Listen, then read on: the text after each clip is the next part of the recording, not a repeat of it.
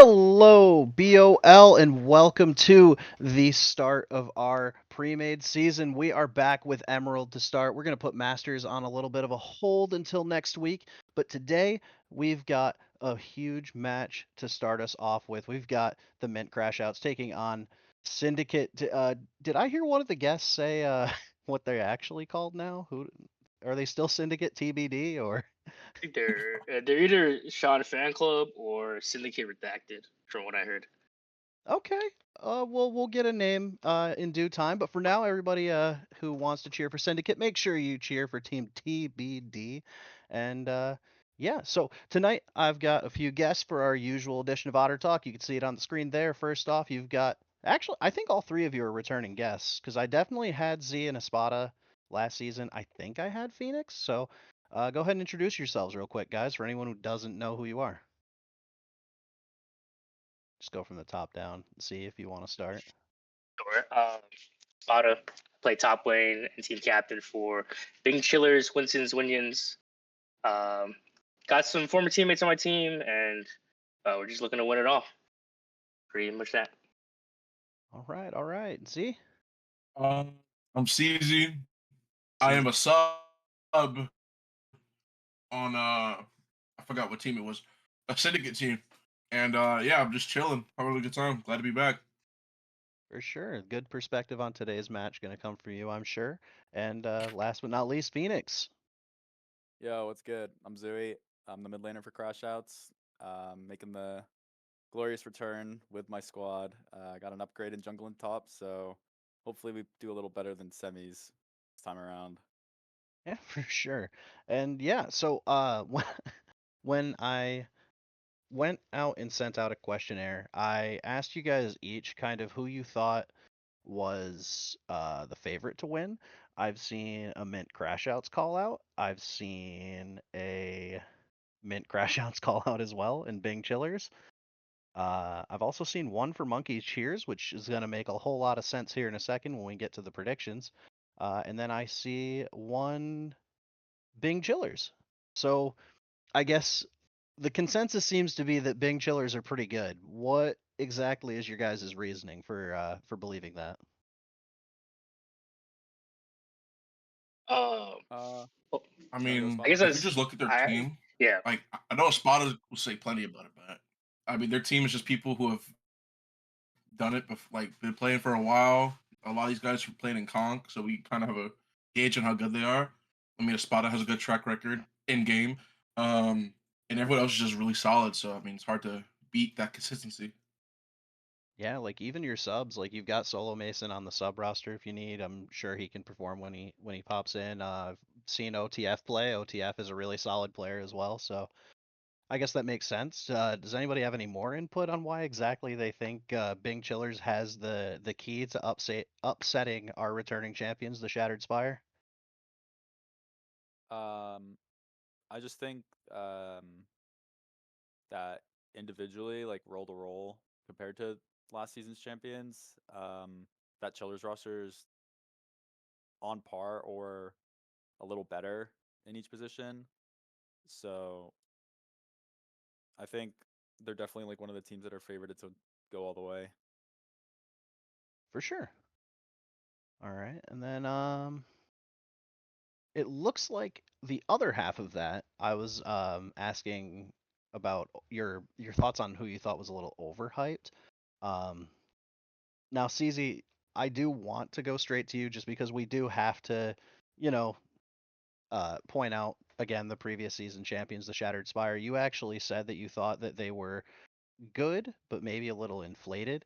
Can you elaborate on that a little bit and maybe think why they might fall down in the standings here for Noxus Division this season?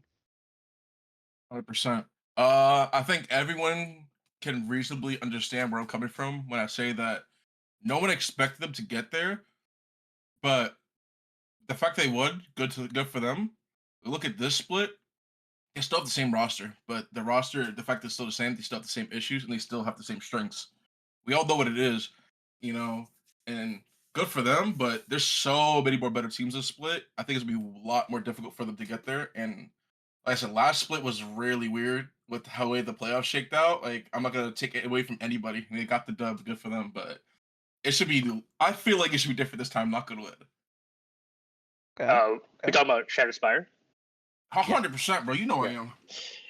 Yeah. Having seen them play recently in Asia's and like miss out on playoffs to actually, funny enough, OTF's team. They've been like having like some struggles. I guess like people just started figuring out what their play style is and have just been punishing them based on it. Or the players have just gone a lot better at playing together, and maybe they could also just be getting complacent themselves. They are the same five. Maybe they're just playing as a friends team as well now. But I think the level competition has gotten to the point where I don't see them as probably a top team at the moment. At least not top four. Okay. They are the returning champs though, so I will give them that respect. Yeah, I think that's fair. And I personally haven't heard a whole lot about XSV Greed, but I do see you, Zooey, putting them as overhyped. Let me see if I recognize any. Nope, I don't recognize Behind any of that, these names. I can get behind that. Yeah, I mean, I know 3 of the 5 starters, and they were supposed to have their sub, I think, as their starter jungler, and I guess he couldn't play or whatever, so now they brought in a different jungler. I thought that roster was actually pretty solid if they had the other jungler, but now I think that roster's like a just barely sneak into playoffs or not gonna make it at all. And I Yeah. think a lot of people consider them like one of the better teams in their group. Okay. Yeah, it was a toughly phrased question too, because it's not necessarily do we think they're bad, it's do we think they're maybe not quite as good as the hype is leading them up to be. So I think that's fair. Uh, and then yeah, so those were like the two major questions I wanted to get out of the way to kind of give perspective on where maybe some teams stand compared to what we would typically expect based on last season's results. And uniquely to you guys, you get the experience of seeing a lot of these players playing in the Premier League. I mean, we're going to talk about Elysium a little bit. Parts of this Elysium roster are on the Elysium roster going into finals. Funny enough, from that same Spire team, Penguini's playing for Draconic Spire, who I believe Espada put as his overhyped team. I did.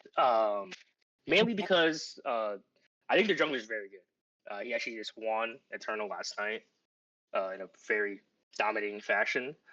However, I think their top laner is coming from a poor performance last split from I think Uber. Their bot lane is not that good. I've seen AO Penguini play, and honestly, that's kind of a level of plat player in my opinion. SCOM's okay.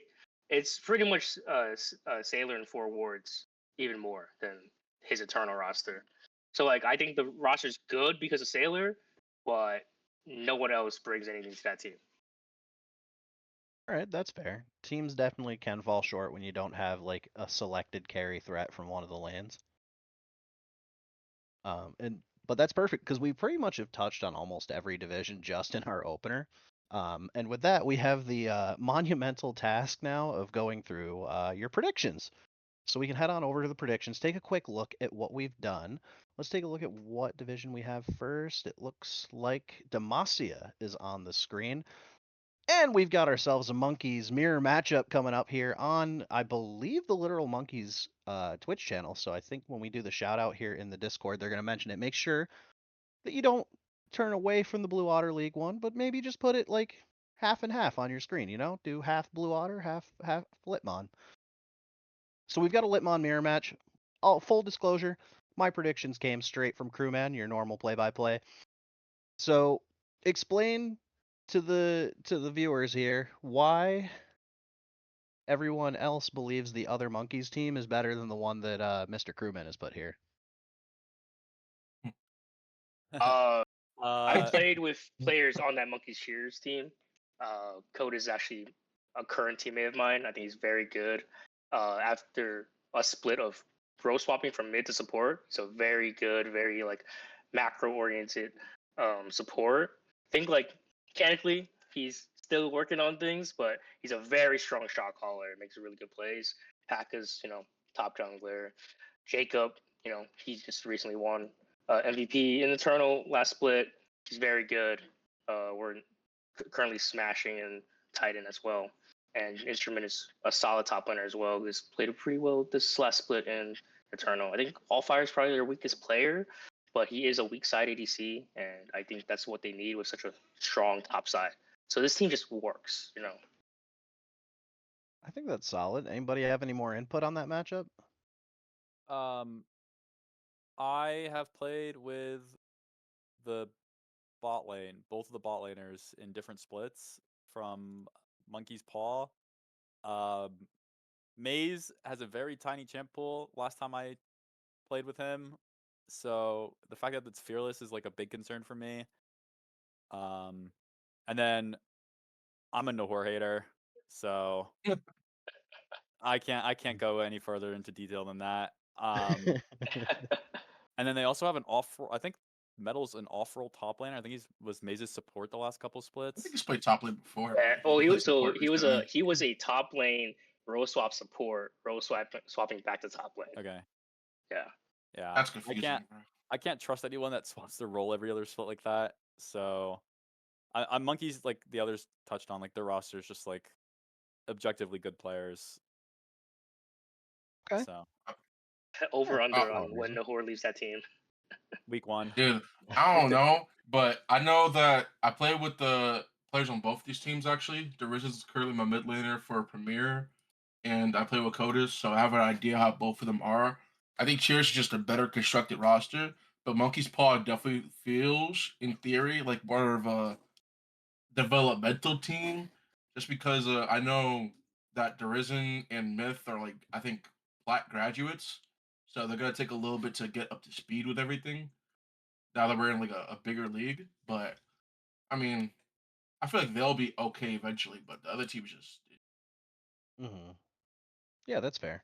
And I mean, it sounds like it could be a close matchup. I mean, you guys did put a few of you did put that Greed would take a game, but that it was or Cheers would take a game. Sorry, I'm thinking of the other division. But that Paul would ultimately win, or the other way around. Cheers wins. yeah. Yeah, Cheers I wins. put 2-0 Paul probably. takes a game. Yeah, I think one of you put 2-0, one of you put 2-1. I ain't put But nothing. yeah, I I just mean, said win. so it like they could take games. So we recognize that like they have, I guess, like the foundation of a roster, but not quite to the level that Cheers They has. aren't the worst team ever. They're just not as good as the other team, basically. Yeah, yeah. And I feel like that kind of starts to, and I feel like we get a completely different perspective when we talk about the next matchup. We've got everybody putting Elysium. Elysium is going against Conduit in our premier finals this weekend. And Blue Saber Wolves Reborn. I hate having to say that name in its entirety. It's way too long, but their logo's kind of cool. But I kind of had to do a search on their OP. I do see that like Sofonda, and I'm not saying that whole name, did role swap to support for the pre-made league as opposed to playing mid in Premier. I don't know if He any of swaps you around think all the that will. time. Oh, he does. All right. Yeah. Now, does that follow the rule that we had said before about I don't trust anybody who role swaps all the Yep, time, or still follows. That's pretty yeah? fair. He's my boy. He's my boy. Don't get me I wrong. I love played Caleb, Elysium, but bro. I don't trust it. Yeah, For I sure, agree. for sure. I, Yeah, I and I mean, honestly don't think this Blue Sable team is that bad though. Like on paper, they don't look terrible. Like obviously they're newer, so we don't really know much about them. But I don't think. I think overall they won't be as bad, but they're still gonna lose today. yeah, I mean, at least at a glance, like I don't see champion pool issues. At least, like the No, ADC like has a limited solo queue pool so far, but I mean, and it's their ranks ADC. aren't bad either. Yeah, I mean, it's ADC. You play one, you play most of them, right? Like I hope in so. terms of champion pool, it's probably one of the easier roles to flush out your pool. I feel a little guilty for being in that realm myself, but I'm excited for how. I mean, I'm excited to see how some of these new teams come in and adapt to Fearless if they've never played it before, as opposed to you guys being on your second season. Have any of you changed your thoughts on how draft and how series work for you when you have to think about that now? Mm-hmm. Yeah, I think so. I think blue side in a fearless environment becomes a lot more powerful because you can get B1s are really important, right? Want to pretty much pick all the power picks off the rip, or you force red side to ban them, right? So I think whereas like I guess like you can also want red side just for all the counters because you would know what blue side wants to draft as well. So I guess it just depends on like the team's identity and how they want to play the game. But I think overall in the fearless environment, blue side's very dominant because you get that B1 power picks. Right, right. That makes sense. So, we finally have TBD versus your team, Zooey. Um, and we do actually have quite a few returning names on your team. I know that I've seen that bot lane before. I don't know if I recognize your jungler personally, but um, at least coming from like having a solid mid lane presence from you, and then a recognizable bot lane. I guess for anybody that's not named Zooey, why do we think it's like very mint Crashouts biased in this matchup? The team is like super stacked. I know they just lost in I think Eternal Finals. Am I right, Spada? Did they just like lose yesterday? So yeah, the international team, yeah, Yeah, yeah, yeah. They lost and all they did was replace I think Zed with Zooey. And the team was never bad, but like Zooey's obviously pretty damn good. So the team I think just I'm not sure if Flame Zed, I don't know if it was make this sound like that, but the team improved and that's why people are putting them like, pretty high up on their list like this. If they For sure. don't do great, they're gonna get spit on, which is I don't kind know, of man. crazy. But Sailor in regular season versus Sailor in playoff/finals is I a different know, picture. bro. It reminds me of So, like Zhao PP, bro. Oh man, so you know, there's always Yeah. that. it's always It, that, bro. I think yesterday they just underperformed and I agree, it was just they yeah. probably just had a bad read on like how they want to draft. 100%. I'm sure they'll learn from that going forward. Yeah, Zuisi could get him in line. And I Yep. am just making a quick spot check, but it looks like, I mean, at least from an elo perspective, Syndicate is like mid mid to low emerald, but you have like the one like low plat support playing on the team, and I feel like support is like a very pivotal role, and at least from my experience being forced to move up a division recently, it can sometimes feel very overwhelming when you play a role that many teams expect to have like a shot calling presence and be active on the map. Like I'm curious how Hunting Horn will handle being in an Emerald environment as opposed to a Platinum one. I don't know if they have any experience playing an Emerald, but it doesn't look like they do. They're playing in Slash All right now. I think they look pretty good overall. Okay. So I think they they're have doing that. all right over there. Yeah, they're doing all right. I think they're that weird Gragas support player, Oh but yeah, man, they've been doing pretty well. Their team is in semis, so yeah. good for them. All right, cool. So Mint is just super stacked, and it's an unlucky first week for them, is what we're feeling. Yeah, hopefully mentals are high coming into this series. I know A30 can be pretty bad on the mentals, but it's a new league, new split. It should be a fun one. So they should just mental reset and look forward. For sure.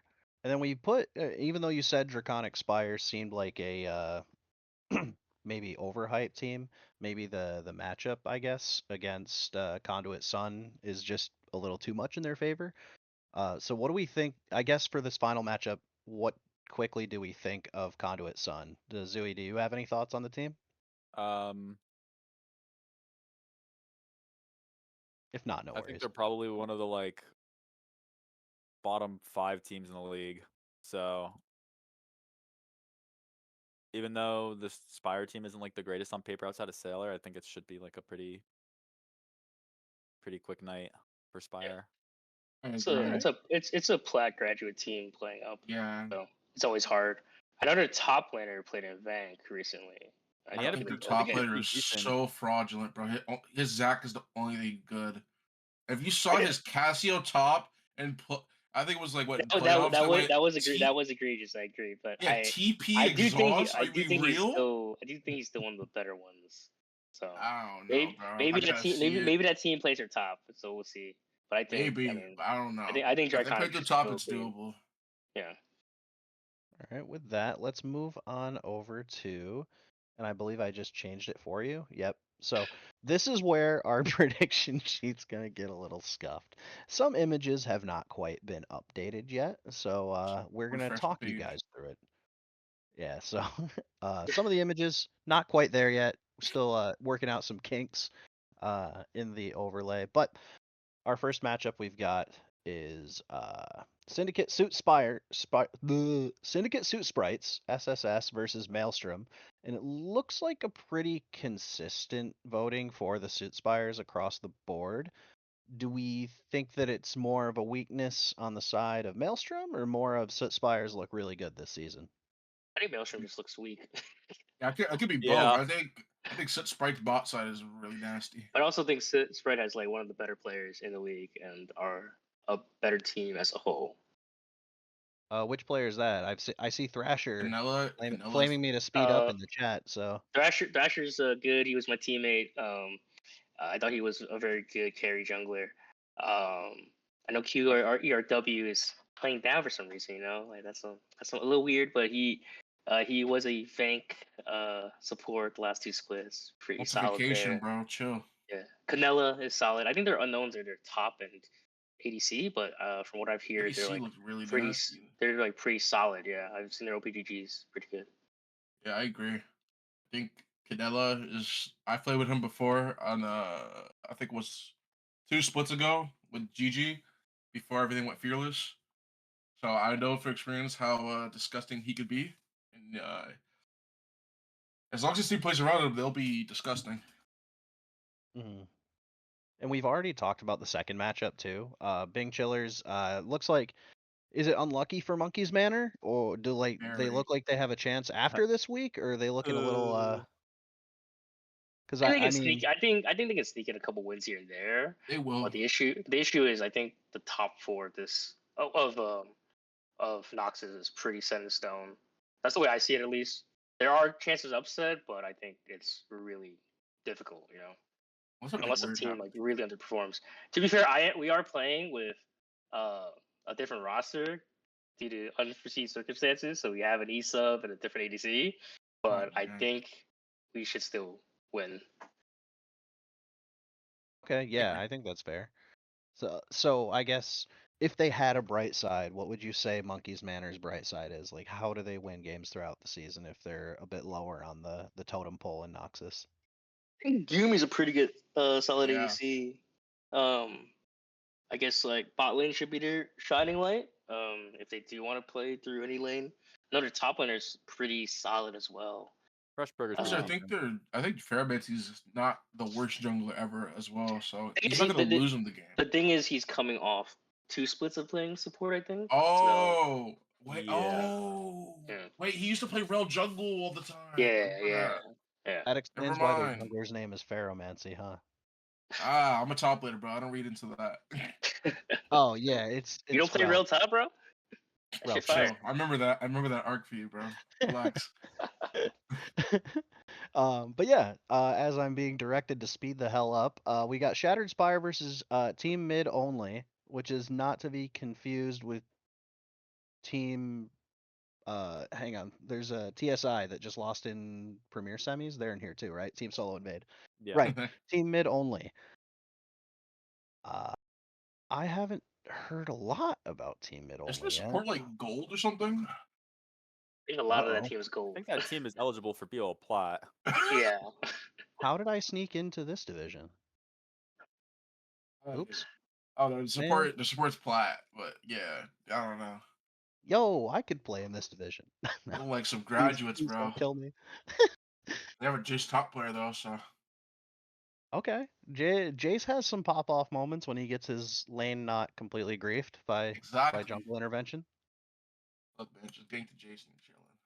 Yeah, yeah. But I don't even think realistically it should be close. But if it is close, then I don't know. Something's Something's up. wrong. Yeah. Yeah, the Shattered Spire does have to like get off the ground running, and unfortunately, Team Mid Only might be running into a brick wall.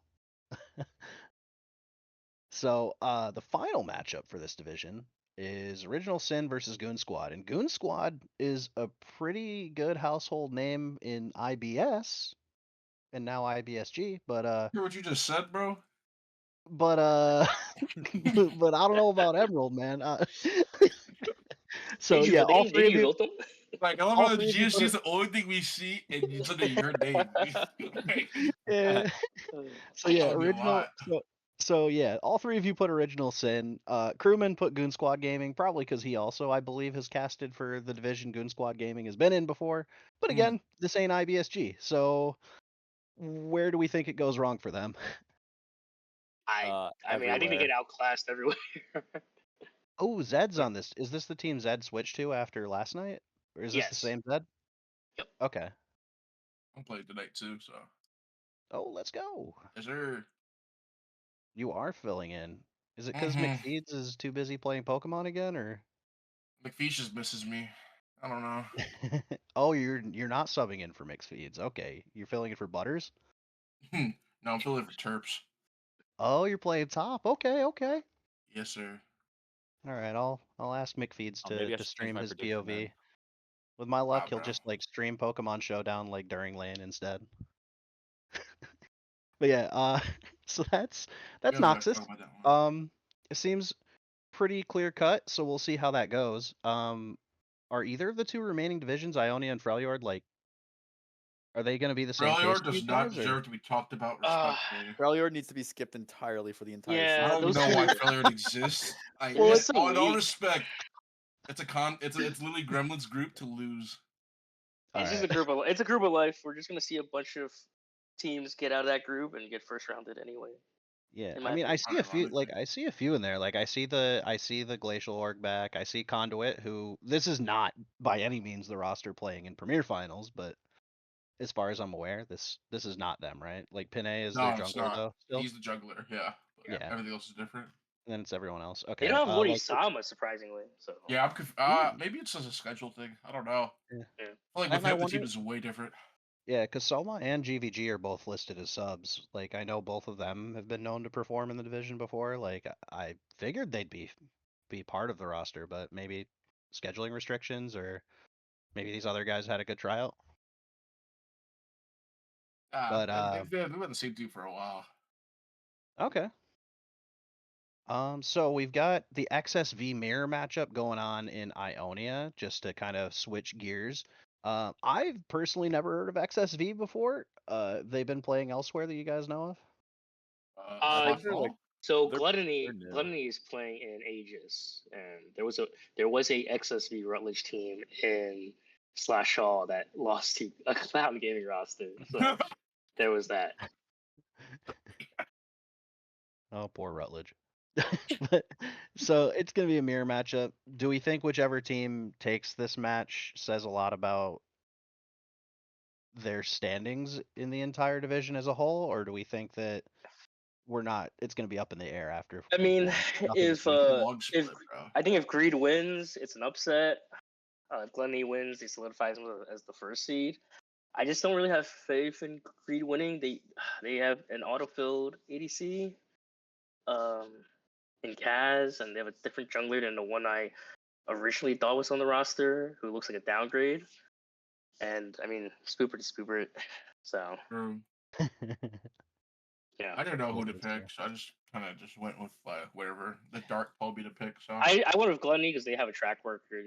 They got first seed in their group within Aegis, and they look a I little didn't know favored. about Aegis, so I'm not Yeah, tapped in. Oh, yeah. they've got If I would have known that, I would have picked yeah. them They got respectfully. BKP. Yeah, Yo, Melos Greed. Devils. BKP is good. I I was think kind of torn between both of they have them. a different ADC. They have Maddie, but Maddie just won last night as well Yeah, with I was Sailors. like, I So saw that too, and I was like, yeah. I think they also have one of the better supports in the league. I think his name's like Avi or some shit. Yeah, that's So he's obvious. Yeah, pretty good. yeah, yeah, yeah. He's pretty good. I say the one like iffy part is their jungler discrepancy, but he's solid. He'll do the job. You know, Okay. he won't like win or lose you games. Like he's a rock, I would say. For sure. Next, we got Tilt World versus Dorado. Same deal. Crewman put Dorado probably because he recognizes the Dorado name. I kind of put him on the spot today asking for his predictions, forgetting that he wasn't casting. Uh, But I what do think we? I think I mean, so. yeah. I mean, I personally have experience playing with at least Dorado's mid, Cora, Yeah. as well as a little time. I played for Efron once, completely griefed his team's game in Aegis, and then never talked to him again. But I personally got experience beating that exact Dorado roster multiple times, so Yeah, I that's think that's totally the fine. Dorado Mew Premier team right there. Yeah, what yeah, Walk I Yeah, personally Crybaby think Warlock. Cora's. I personally honestly, think Cora's very streaky. Like yeah. if she gets ahead, she does Her well. Irelia But is like if crazy she, though. yeah, her Irelia is crazy. And Trouble Kill is a I good top laner. It really is crazy Look in it up. Plat, maybe. I don't know about here, but I mean, yeah, yeah it did lose when I played yeah. against it, but yeah, I we'll don't know. see. But I mean the real name though, Tilt World. That team, is it just because Dorado seems meh, or do you guys like see some pretty good bright spots on Tilt World's roster? The Um, top laner and their ADC, I know. yeah. I play with Slayer. Slayer's They're- Yeah, really good. I think Sky. Sorry, Weatherneck is very good. Hmm Their jungler is Has a also chip. pretty decent. Yeah, has a chip to the name. Satan's definitely slept on. Yeah, hmm I don't think he's a carry, but he's a very good facilitator for that team. See, I And don't he even think you plays. need to be a carry on that team though, because I think No, you don't. Sky Yeah, and I think Sky and Slayer will be Slayer able to are handle enough. that. Yeah. Yeah. Yeah, I mean Satan's like champion pool is a lot of facilitating champions. He If doesn't everybody on the look like he team plays a knows lot of their carries. role, that team will be perfectly fine in that hmm division. Yeah, I think they he's can. got I think. one.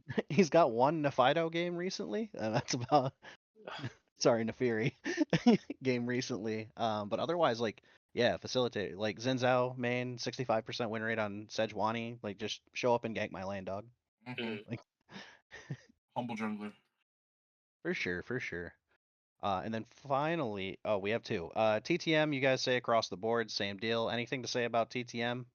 I think their opponent That's sucks. That's it. Yeah, Okay. You no got comment. Toddy. Yeah. If Toddy Shout out loses, we're Toddy. gonna hear about I it in do, in the I, trash talk channel. He better I not lose. do, I do think the Flying Dutchman could maybe take one game because I also think TTM's roster is way worse than last splits. Yeah, I did Yeah. say 2-1. Tonti, if you're Yeah. watching, can you Hey, unban me from Taunty, TTM? I trust Taunty. If he could talk the talk, he's gonna walk the walk tonight. Yeah. I know he's like a Coming from draft player yeah. too. So Coming I from don't know. I think experience, Flying it's the Dutchman's same mid deal laner with actually looks pretty solid though. yeah. I I just think can't like take any Jolly Rogers here seriously. That's it. yeah, I just think from like an organizational standpoint, like the same deal as Goon Squad. Jolly Rogers is coming from like being primarily hosting gold teams and maybe the occasional plat team to like trying to step their toes into higher divisions. And I a put lot those of it shit on comes somebody for down to moving like up. properly scouting players on top of like managing a team at that level. So sometimes it's tough to be like, hey, something's not working. What do we fix? And then you have like Gold Elo Dory K being like, lol, I don't know. What's the last matchup? So I do worry a little bit about that with the teams coming up from other divisions. And then finally we have Syndicate versus TSI, which actually is 50-50. I personally put TSI, and I Those agree with Crewman on funky this one. goons. I think TSI had a bad weekend last weekend in Premier. Like, I think they're still good. And I think that even if the roster is a little different, is it at all? Yeah, it Yeah. is. They have two new players in their top laner jungler, and I think they're solid players. Okay. Definitely an Yeah, I upgrade mean, from their Premier League team. yeah. So like, if it's an upgrade and that team was like pretty solidly winning games in Premier up until literally last weekend, like They'll I'd be say alright. they're in good position to be They'll be near fine. or at the top of Ionia. I'd be much worried about the other team personally. I think I gotta see it to believe it. I love that my goat Redleman's back. You know, shout out to him. I didn't even know he was still playing. I thought he was taking a break. Came out of retirement. League. Yeah, man. Hey, the league is addicting. You can't run away. Yeah. Yeah. But yeah. So I think there's my that, and I think my then bot lane. issue with that Goons team is you have a weak side ADC, you have a weak side mid laner, you have a weak side top, and you have like a Zyra one trick jungler who's really carrying, right? That's my issue. It's like weak side, weak side, weak side. So who's the carry? Not your support. So I don't know. Yeah. We'll see. Maybe they will prove me wrong, but I don't see how those pieces fit together. All right. And then finally, let's since we're already a little late, sorry for pulling you guys late in the first week, a little bit scuffed. Each of you guys, your opponents will know not to take ban losses, yada yada. But Chosen Inters looks like pretty solid team across the board, at least for that division. Conduit, consistent winners, going to finals of Premier, even if it's not exactly the same roster. We've already mentioned like Panay is really good and can probably pull that team through. But there is two matches that are of contention here in our predictions. We've got Bloom Gaming Wisteria versus No Quarter Gaming. The only thing I know about No Quarter is that my Emerald team used to make fun of them They for showed no quarter. not having quarters. we every time we'd get ahead, we'd just be like, "Yo, if they had more quarters, maybe they'd win." And then AK Hearts versus Glacial is 50-50 down the I gotta row. go by team too. starting draft. Yeah, go for it. Any of you that are willing to stay for the last little bit, feel free. If not, we'll just talk quickly on each of the teams. If you guys want to go to your team calls, I'm going to finish it out and close it out for us so we can get into the lobby for game one. But Hey, I'm good. My game I'm got good. delayed, so I'm I'm chilling. the stream sick. game. I could stay here all night. Oh, sick. Let's go. Yeah, you're on our schedule. All right. So we've got AK Hearts versus Glacial. AK Hearts is a returning team. Glacial is a returning org that has kind of started putting teams back together. I cannot pronounce Glacial's top laner's name because it is in a language I don't read, but his tag is KR2, so I'm assuming that's Korean. Honestly, doesn't play like one, unfortunately. Oh, no. What do we think of this matchup? Like, why is it so? Like, it might be a matter of you two like convincing each other. Of your I'm opinion. assuming Zooey picked Glacial and I picked AK. Did you pick AK? I think I picked Glacial. Yeah, I picked Glacial 2-1. Yeah, I picked AK 2-1. I mean, I'll be honest. Yeah. This entire division is like throwing darts blindfolded, bro. Just fucking. Oh, sorry. I don't know if I can swear or not. My apologies. You get as many as Bully would, Nice. which is a few. Put the blindfold on, throw the dart, pick wherever it lands. Yeah. That's all I'm gonna say. The on whole paper, season is gonna be like that. yeah, for this group specifically, yeah. On paper, these two groups are pretty like even and strange, but for me, like I've seen AK Hearts play the previous split I played in for BOL. They looked solid. Psycho Ghost is like, he's a pretty good tank top laner. Their main carry is um their jungler X Soccer X. He's a really mean Kindred, and like I think he was like actually like top 10 in stats for like a long streak. And I think Rajin is a pretty good support. I'm not like completely sure about their mid and support. Mid and ADC, I think they changed, but I think with Rajin and Soccer, I think they can run the map. And I'm just going off like their previous performance, which is why I put them over Ice. Okay, okay. And then the other matchup that was contested. Never mind. Bloom Gaming loses. They've got Ren as their ADC. Shout out Kanye. Now, oh, they've got They've got Cheong too. No, I Yeah. don't know whether to like root for them or root against them. We actually scrimmed that team last week, and it was not pretty for them. So, Oh no. as much as it pains me with all the yapping going on in Emerald General, I had to pick No Quarter for that game. Yeah, like I no have quarter. no. They got matching summoner names, man. I have no love for for the for Chiang, but I think his team is definitely better than No Quarters. I'm pretty sure last split they No Quarter Gaming missed out on playoffs as well with a similar lineup, and Okay. I I don't know. I've never seen No Quarter ever make playoffs, so I maybe have. they can. Maybe they can with their current lineup and how weak their group is. It is the group of life, so This is we'll true. see. All I right. have seen No Quarter make playoffs, and it's only because I played for them in ZGG all that time ago. I see. Unfortunate. All right. Well, unfortunately, that's all the time we have. We're trying to figure out the lobby because it looks like neither of the teams in the stream game are in the Oh, lobby yet. we're in a tournament code lobby right now. All of us are in Oh, here. I our don't know if we producer. have the right Can code or somebody not. invite the producer or me? What's your tag? I'll give it to you once Okay. comms are up because because it's a So he name. doesn't want a bunch of random friend requests. Yeah. So with that being said, thank you everybody for following our scuffed first week of Blue Otter League Otter Talk.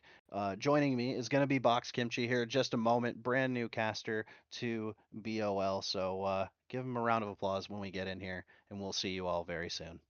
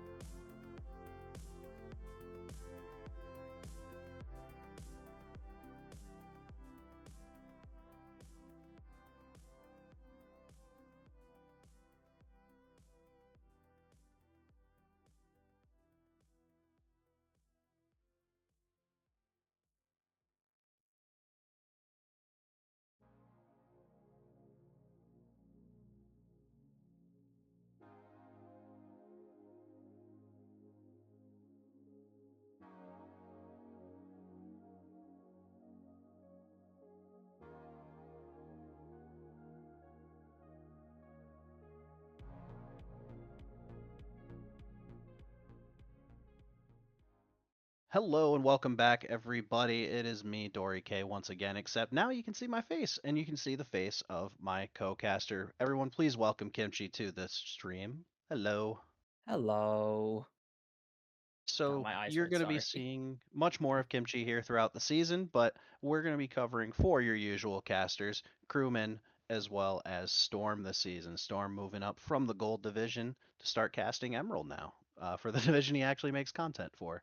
So, we've got draft underway already, and we're going to go through and just talk a little bit about the bans since they are actually going kind of slow. I see a Nefiri Red Side ban, which I feel like is probably necessary this season, or They this broke patch. her. Yeah, Nefiri is Why? insane right now. Just and we're seeing like a lot of like jungle slash like flex bans coming out. I know Jax is primarily being played top lane, Mordekaiser primarily top lane, but you see some weird stuff. You see a lot of Gwen going between jungle and top. So and Excuse finally you. a We have a Varus whole pick coming Mordekaiser band. We have a whole only in top lane band Mordekaiser, and that's gonna be out. Xin Zhao locked in, nice and easy. I think he just got nerfed this patch, or did he get bumped this patch? I can't remember. There was a I Xin don't even Zhao remember. change, and I I don't care. I feel like he needed to come in line, but you typically want to pair that with a good mid duo. So it'd be interesting to see if Mint tries to bait out like a support pick early so that they can get support counter pick by blinding top or getting a good matchup for mid. But then you see the Volley Bear locked in. I feel like Volley Bear's not doing too bad right now. It's Um, weird. Like, I yeah. remember the discourse around the rework is like, he's trash. And then he was kind of okay in pro play for a few months, fell off the face of the earth, and he's kind of back, maybe? Yeah, and he's at the very least like a staple in the lower elo brackets, so it definitely makes sense to me in Emerald.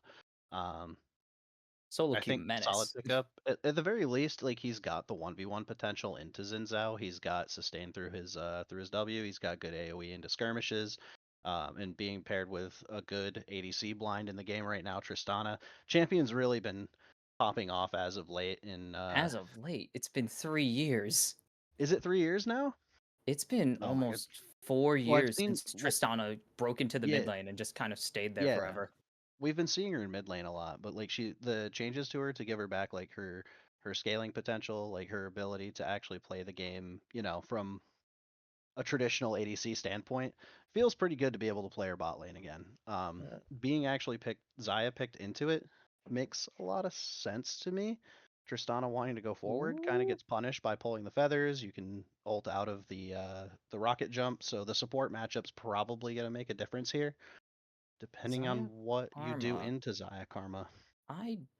I'm on the LCK side of I don't love Zaya. Very situational. I think you really need to know how to pilot her, especially against someone like Tristana. Yes, you can punish the jump in, but if you get really aggressive, she could just buffer and leave whenever she wants, and you can't do a thing. And there's Cassante. Speaking Yeah, of you yeah. can't do a thing about it, Cassante returns. The El Clasico. Time to see if we get two top lane bans here to try to pinch pool, make it so that they can counterpick support here in R4, and then save mid lane for R5, I would imagine, since we've seen Karma revealed I here. I actually don't love Mint's draft order specifically, not really Like, anything about the champs. I don't love yeah, Zaya particularly, but going support this early is fine, but just leaving mid lane up, they can really pinch your pool and top lane at the same time is kind of intriguing. You draft Zin, you yeah, really need a absolutely. strong mid laner with it. Yeah, that's absolutely true. They're not going to pinch it. Okay. You, They're just going to take away Nara and Aatrox, I guess. yeah, I mean, you've got good initiation. Like, you can run into Tristana with Karma and Xin, but it is kind of tough. You kind of have to play around knowing when and how to bait out that rocket jump and actually like get onto her.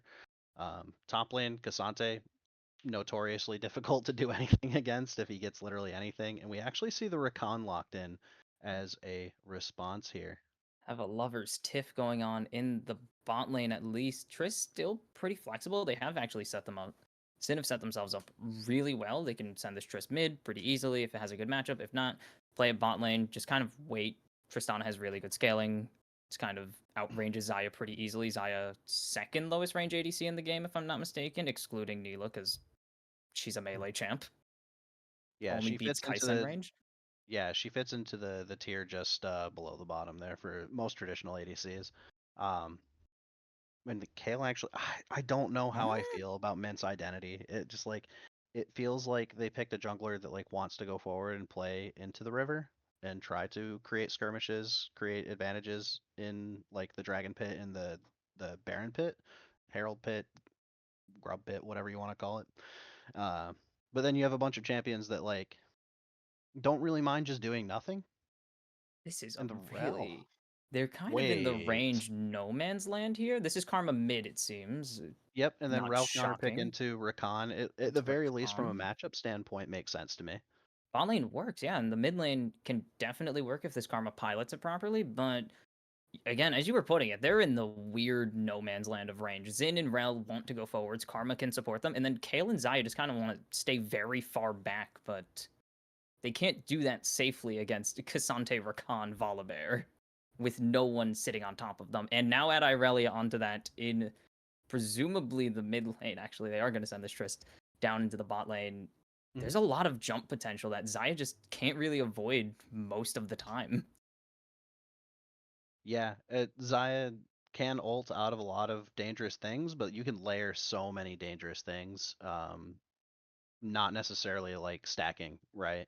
Like you don't necessarily have to combine Aurelia's E with Rakan's Grand Entrance, with Cassante's Engage, with Rocket Jump. You can initiate a slow with Rocket Jump and land on top of them. And I mean, there's so many ways to get on top of Xayah that it makes it tough for her to run away unless she's getting like peeled infinitely, which I guess is good since you do have access to like Kale for disruption and Rel for disruption, but it is definitely tough to play moving backwards when you've got Xin Zhao as your initiation alongside Rel. Um, like you can stack them all into a ball, but you definitely have to like layer as much DPS down as you can. I do think that the karma works to kind of enable that comp, so I do think the comp can work, but Syndicate's comp I feel like has a much more defined identity. Absolutely. And you just have to think about the timings as well. The timings don't really line up for this team. Kayle and Xayah very mid to late game oriented. Obviously, Kayle with that level 11, level 16 spike, which doesn't come till 25 to 30 minutes into the game. Xayah just needs items as any ADC does. But then you have Xin and Rel, which are really kind of all really early game oriented. Like Xin, if he doesn't get ahead, he's going to be struggling into this game. He is into a Volibear, which actually I think might be a problem. Volibear can clear pretty fast with that passive and with constant healing as well. He'll be pretty healthy on that early clear. It's going to be kind of a tough situation. They're going to need to get really aggressive with this Karma Rel roam, honestly. If they don't get a lot of success out of it early, it might be a problem, but also this is Emerald. They might not do crazy roams like I'm kind of used to from my pro play perspective. Yeah. It'd be So fun though. I think at least from a compositional standpoint, I know in Otter Talk we did just talk about how Mint, at least from a player to player standpoint, Mint does look a bit stronger than Syndicate, at least on paper. But at least from a draft perspective, it looks like Syndicate's got themselves a good coach, or whoever is coordinating their draft is doing a good job of like at least securing them the best tools possible in order to be successful. But hands diff can mean everything at this Mhm. tier. I mean, anything below really, even in collegiate, like that's kind of collegiate amateur, what you think of as the next tier below pro play. It's hands diff can mean quite a bit, even with some iffy drafting. You could put up with some iffy drafting if your players can just mechanically outplay your opponents often enough to ignore that strategy diff, if you will. For sure. And with that being said, we are going to go into a delay here for the spectator here. I'm Yes, brain spec farting today. delay. My God. Let's go. Spec So delay, spec I love delay. it. We're gonna head into spec delay, play a little bit of music, and we will be right back on the riff with you in just a moment. Camera's up there, Corey.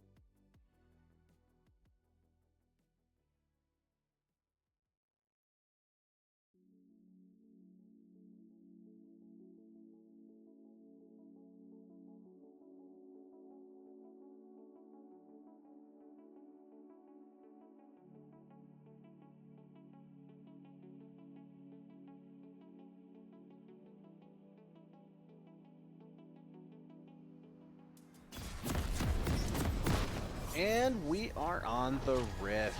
Kimchi, it is time for us to get the first stream of the BOL pre-made season underway, and we've got two teams looking to make a statement right off the bat. I thought you were going to say the road to WrestleMania because I've been watching too much wrestling recently, so I have brain rot, unfortunately, for all parties involved. It's too disorienting for me. I haven't watched since I was like 14, and this whole like John Cena's a bad guy thing just doesn't sit well with me. It's like 10 years late, but we'll put up with it because it's kind of working. Oh, and Irelia has rage quit. All right, That's and obviously oh, not she's true. moving. She's No, it's good. it's It was just obviously temporary. it's a It's just weird temporary. thing. We're Spectator, it's paused. delayed. We got the spectator Oh, on no. pause. Oh, We're no, gonna get it please don't. sorted. Usually when there's a pause, there's that like freeze up that happens. Yeah. But Oh my God. with the fan Some- out during the spectator delay, we were kind of talking a little bit about our thoughts on this top lane matchup. Kimchi mentioned that Asante is great. Meanwhile, a little aggression coming out here from Mint on the blue side. Get there early, invade. Yeah, that's what Karma does. Presses Q on you. Good luck moving. It's a really strong base stat ability, honestly. Like being Really able to use obnoxious. that. Yeah, getting that first that ward in the Raptor Pit as well. Gonna be pretty good for tracking the beginning route for the Volley Bear. Now that you're not really looking at leashes, I know we're a little bit late on the whole no leash thing, but being able to track the jungler is like and collect that information is like vastly valuable. And it looks like he managed to not walk over the wards, so they aren't 100% certain where he's starting, lane but we're swap? definitely gonna find out soon. Wow. Mid top lane swap. Haven't seen that in a while. Yeah, looks like Sean wants to punish P-Dog a little bit harder in the matchup. It is definitely an Irelia favored matchup, but we even mentioned in the lobby before that. Oh, and P-Dog says no. P-Dog wants to fight. I mean, if I you're don't know about. the thing is with Kale, you can fight. It's not very strong, and you eventually do lose out to Irelia, but you have E and lethal tempo, so you do get some decent damage out. You still lose the trait no matter what, but you can dish it out before having to quit. Yeah, absolutely. So and I mean, granted, once she hits that level 3, even level 2, if she really wants to, she can. Great. We gotta pause. She can look to at least sustain the lane pretty well here. So I mean, Sean does have a favorable matchup. God forbid Sean gets a slow push initiated on Volley Bear's topside clear, because that could spell absolute danger for Xin Zhao and Kale here on the dive potential. Karma, at the very least, has the ability to get push and make those roams, so we'll have to see how Zooey pairs up with Poom on making these rotations to the side lanes, because they can be massively impactful if they do. I need to see just what kind of roams we are going to see. Because honestly, I thought that was a Karma roam. I'm so used to not having Karma mid. I was like, dang, this is a hyper aggressive support. It wasn't. It was just the mid laner. And I was very disappointed because I do love some insanely aggressive supports. Oh, I need to turn my We're light actually on. going to go over to our cams here in just a second to wait out the pause here. We're not sure quite how long it's going to last here from the team. They're So typing in chat. Can hear yeah, that we're much. gonna see. We're gonna see how it goes. But for right now, at the very least, it looks like we've got ourselves an early level 2 initiation from the bot side of Mint. So they're gonna be able to force Koopa and XV to concede lane priority here, allow the lane to crash. And if we'll show them all in Frozen Spuds can get a push into that tower, create a drop Oh. back to them around the 3.5 to 4 minute timer. You've got Xin Zhao on the return from his clear if he doesn't waste time top lane. So you do see good gank potential here from the bot side here within the next about minute and a half, 2 minutes. Sorry, I was reading the chat because we just got it enabled thanks to Prod, and it seems it is a disconnect. We did hear the disconnect sound. I don't know if that was related or not, or during the pause or after the pause. I don't know. The spectator client's pretty funky at times. For sure. Working out all the day one issues of technical difficulties. We start late because I won't stop yapping on Otter Talk. And We then have trouble getting to the lobby, have to make game new can't codes. work. Gotta create a new scene collection. Ugh, everything that could go wrong always has to go wrong. It's stream number 1. You got to get all the kinks out early, I guess. That is absolutely right. Both of these top. But Oh, junglers pathing top lane. Both of yes, them. we do have a mirrored clear from the junglers. They both started bot, they're headed top. So I mean, it's probably more of a preventative measure from Zinzao, which feels a little bad to me. Like I feel like he wants to be proactive and try to create fights with Volibear and his teammates involved, not necessarily spend the whole game stabilizing slower lanes. Well, you drafted Kale, so this is your punishment. Sorry, guys. Yeah. You It draft seems Kale like into anyone. yeah, I'm wondering if he's gonna do like one drive-by to stabilize lane, help guide her to level 6, and then try to prioritize bot lane here. But we also want to see what the priority for these teams is in terms of like Grubs versus Dragon. Um, are we going to use this priority we've established from bot lane? Granted, it's only like a level 2 advantage, it's whatever, but are we going to continue this trend? Are they going to continue to push this lane, create a bounce, get reset for ADC, and then send Frozen Spuds up to contest Grubs?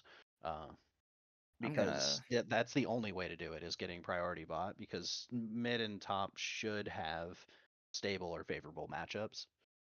Um, but I don't know how the 3v3 goes topside. I'm just gonna take a I'm just gonna make a gamble here. Take a guess. They ain't getting those grubs. Yeah. There is. Oh, we're back. Well, we're going to be back in a moment. We just had. I'm gonna just call them Ooh. 17 because that's the player name. Yeah, we'll go with 17. 17 XVII 17 in Roman numerals. I know how to count. They just rejoined. I guess they were the player that was having some connection issues, but Kale, there's almost no position where Kale's going to be able to push out safely because, especially because the jungles are matching. Poom is at some point going to have to make a return trip, which I don't think he wants to do. We're back in the game. Oh my goodness.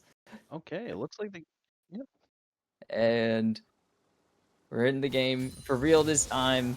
And we could stop talking about the theoreticals and talk about the actual. And the actual is nothing happening but P-Dog getting jumped on early by Sean, and the game froze. Of course. Thanks, Riot. That's the wonder of the return from a pause. But it's all right. Wonders. It'll come back shortly enough. Brock will guide us to getting the game playing again, but it's no worries. There it Oh, goes. yeah. I think, is this already going to have to be it is. It's just going to be TP out early. Kale punishment. The Kale tax. They've spotted out Poom as well. And by that, I mean just deduced that he's going to have to pass the top lane.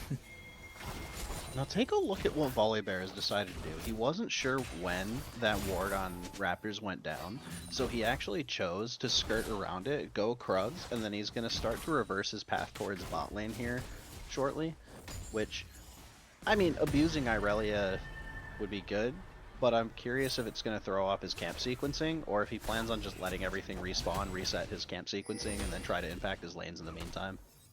Could just give up a set of Krug. It would sunk, but yeah, he could do a clear, skip Krugs, and then they'll just be reset the next time he goes for a full clear because it does not look like he's going to be able to contest Scuttle Crab here. Doesn't have push currently in top lane. Will be able to grab that very shortly. Kind of just contested in mid, and he's actually going to match Poom. I thought it was going to be a little bit faster from the Zinzao, but we might see it. No, there's no chance. nah, Never he's mind. pulling He's just, it. Yeah. Yep, tail. Tucking his tail, running to bot lane. He's going to get spotted, though. So, good jump for Mint here. Yeah, gonna be a pretty standard trade. It is, however, I feel like gonna throw off Syndicate's perspective of where Volibear's been. He didn't show on the Raptor ward, so Zin's gonna try to scout. Drops his ward, leaves. And then they see him here bot, so there's every reason for them to Wait a think, minute. oh, we have a fight coming up actually. Let's A see if this wrap gank has any around. They merit. didn't spot. They didn't ping him on the ward, and no, just suspicious of something. I don't know if they called it. There were no pings that go down. I'm so used to just bajillion pings the second someone goes on vision. As we'll show them all just going very aggressive. 17 going to hit the grand entrance, dodges away from Frozen Spuds engage, and now Koopa going in. There's no feather call, so that means bomb reset goes in. There's the blade caller coming down. Lethal tempo stacked up. Guo going to be able to get the flash out. Frozen Spuds will fall. Will Guo die to the beefed up tower? He will. One auto is all it takes, and we'll show them all. Has shown a 1-for-1 so far. Can Poom hit this engage here? Needs to hit this W, and then can't really buffer up these Qs. Not really fast enough, so easy disengage for the bot lane of Syndicate. But 1-for-1 kill goes on to your Zion Tristana. This is going to be interesting as more trading going on. Zully just gonna abuse some ability cooldowns and range advantages. Yeah, and this Cassante is actually keeping even on the CS so far. Despite getting beaten up a little bit, he's going to use his HP as a resource here to try to get the lane pushed out, get it reset, and get himself a base with a TP return. But you actually see Rel hovering. She's probably going to show herself on a ward here in just a moment if she doesn't try to hard commit for mid. But you also have Xin Zhao in the area. With Dragon up completely and the grubs coming up here shortly, we're gonna see the decision-making process on these teams, whether or not they are gonna prioritize the grubs. But as you said, with a Kayle on your side, even if she's about to hit level 6, it's probably not very favorable, and Kali G is probably gonna be forced to drop at least one minion here if they're forced off. Nope. Okay, they did spot It's not 17, gonna help. so Yep. Zully just gonna back off. Good wards once again. Great effective roam from Spuds. Gets the job done as, well, there's the Kayle dying, yeah. That's part of just having to step up to wave. Stepping up to wave as Kayle, doesn't matter what level you are until you have 3 items and are at least 11, honestly. You're just gonna be bullied. And now you're put into a very precarious position here. You've got Kayle with no prio, not level 6. Boom, trying to walk over, just hits a ward and walks away, but Guo is going to have the priority and the support present in order to ensure that these grubs go down. And you don't even have a response from Xin Zhao capable because he's a little bit slow here. He can't start the dragon immediately, and that's going to give them the opportunity to reset and look to use Irelia. Nah, she doesn't have TP, she's not going to do that. They did burn teleport. Yeah, so they're going to start the dragon as a trade here, and Volibear's just going to let it go. Pretty standard go here. I, for a second, thought they might greed and try to contest Volt since they had the advantage. Cassante, they walk into the pot jungle. No. There is no punchline. So, we're kind of at a point where we've got an advantage over to the side of Syndicate already. We're trading objectives here with Boom, trying to keep things stable, managing to get the dragon here. 1-to-1 on major objectives, 2-to-1, so we're going to actually see possibly the next skirmish here coming out from Volibear's reset, heading back down towards with the wraparound. Nice blade caller as well. Doesn't connect the shattering strike. They are going to be able to get Koopa here. Just has the buster shot, almost kills Boom. Boom is going to fall here to the ignite. Oh, and he there's does! the feats of warfare. Are you kidding me? That was legitimately as close to perfect as it gets on the situation. How does Boom die on that? That's a very strong start here from the side of Syndicate, getting that feat of war, getting a trade of objectives early, and honestly, if they continue this momentum, they can try to put their thumb down, try to create even more of an advantage top two. Spuds doesn't get the buffer, and here comes the all-out. Goodbye. Little miscommunication, but this is a dismounted Rel. Should be pretty free kill on the second attempt. Kali G gonna just completely, actually, no, not even gonna nullify disadvantage. Kali G's in the lead. Yeah, Kali G is in good position here to continue to expand the lead that these soul laners have. Syndicate, I mean, I say soul laners, even the bot lane has an advantage here. Across the board, it's just looking Millhouse here for Everything's coming up. Syndicate. Let's go. There's the trade. Yes, the Q's on cooldown. This is your moment to shine, P-Dog. Sean's just gonna farm. Doesn't matter. Top lane. That's some good harassment. It keeps him safe in lane, keeps him from getting solo killed again. We don't want to see that again. We want to see Mint try to stabilize towards that late game. You can see Sean is full build, has the Vamp Scepter in inventory, so it doesn't matter. Sorry, Irelia's full build. P-Dog cannot win this fight. I've determined it. We've got, on the bot side here, priority for the bot lane. Oh my goodness, just jump in, the Malphite in! Well, she took Needs a tower one shot. more turret shot. Needs one more auto flashes away from all the CC. The barrier is perfect to time the buster shot. But here comes 17. The gleaming Quillin and auto is gonna end the lovers' quarrel as the bomb is stacking up. Spud's forced to flash away, and 17 wins the lovers' tiff. And this is off to a good start. Like we said here in Ottertog, it was pretty decidedly in Mint's favor in terms of the predictions, but Syndicate is really showing out right now. Individually across the board, you've got advantages being created for every single lane here, completely capable of creating an engage out of nothing, or what seemed like nothing, and just The only downside here is, will Callie get dove? No. No, Zin's gonna miss W. The correct answer is no, it's Cassante. Oh, We Sean with a have- nice engage here already. Got the Qs and auto stacked up. P-Dog just fighting for his life. Does have, I believe, has the ulti up. It looks like, nope, just got it up. Okay, could have won it. Guro just kind of in tank, doesn't flash out of tether range, and he's overextended. Poom gonna pick up his first kill of the series. Pathfinder. Oh, nice all out. I think Poom actually just straight up dies here. And it's gonna be a 1-for-1. It really didn't look like it was going to be for quite a while. They're keeping what they thought was the timer, because he did just use it in the previous fight to pick out Rel, but it did just come back up just a few seconds prior, and under the tower you go, boom, rest in peace, brother. So now you have, like, the theoretically strongest Cassante in the known universe, 2-0, and probably the strongest Rakan in the history of League of Legends, 2-0-2. This is more kills than Rakan's ever picked up in a single game, let's be real. Like, what is this? I mean, he's going to be accelerated. He's going to have one of the 3 Kindle Gem support items. There's a bajillion of them. Even though I've just listed there were 3 of them, but don't ignore that. For sure. Yeah, I mean, Rakan has pick of the litter. I mean, his team is pretty tanky and boasts some sustain, so I mean, I don't necessarily think it's going to be Locket, or at least I don't think it's ideal to go Locket in this situation. I think Shirelia is really strong with their composition. Shirelia still builds out of that, right? Yes, Yeah, Shirelia's I know, is... game color commentator. Shirelia's is some mana, the same mana item as all the other ones, and a Kindle Gem. Yeah, yeah. All right, I love support items as a support main. I love building support items. They're all the same. They've all got HP. They all help your team somehow. They get you there. But we actually have Tristana jumping again. There's no Feather Storm here. Oh, there's a Feather Storm, actually. I thought it was on time. And there's the quickness. And you didn't even need to do the Buster Shot, but you did it anyways. Jeez. Overkill to the nth degree, and Coop is going to pick up, I think, the 3rd kill for themselves. Your second. Rakan, that's right. Rakan picked up their 2nd in the previous fight. Yeah, and Koopa's looking real big. Yet another one of the homies. I didn't actually get a chance to talk about Koopa much on the Otter Talk podcast. You guys ran over. How'd you not have time? There's a lot of teams in Emerald Division. There are a lot of teams in all the There's divisions. There's a whole lot of teams. So Emerald actually expanded as we have a fight going on top. Will Sean go for the dive? I don't think so. No, So- has everything. No. Could have. Nah, yeah. Not even gonna try. Makes Cowardice. sense. Poom going out of here. Poom does have an angle though. Let's see if he actually goes for it. Nah.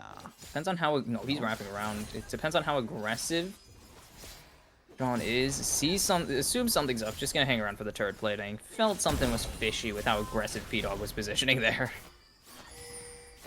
Absolutely, and we actually do have a lot of damage going down to this bot side turret from We'll Show Them All, despite being at a disadvantage in terms of the kills, keeping up just fine in farm, in fact leading in farm.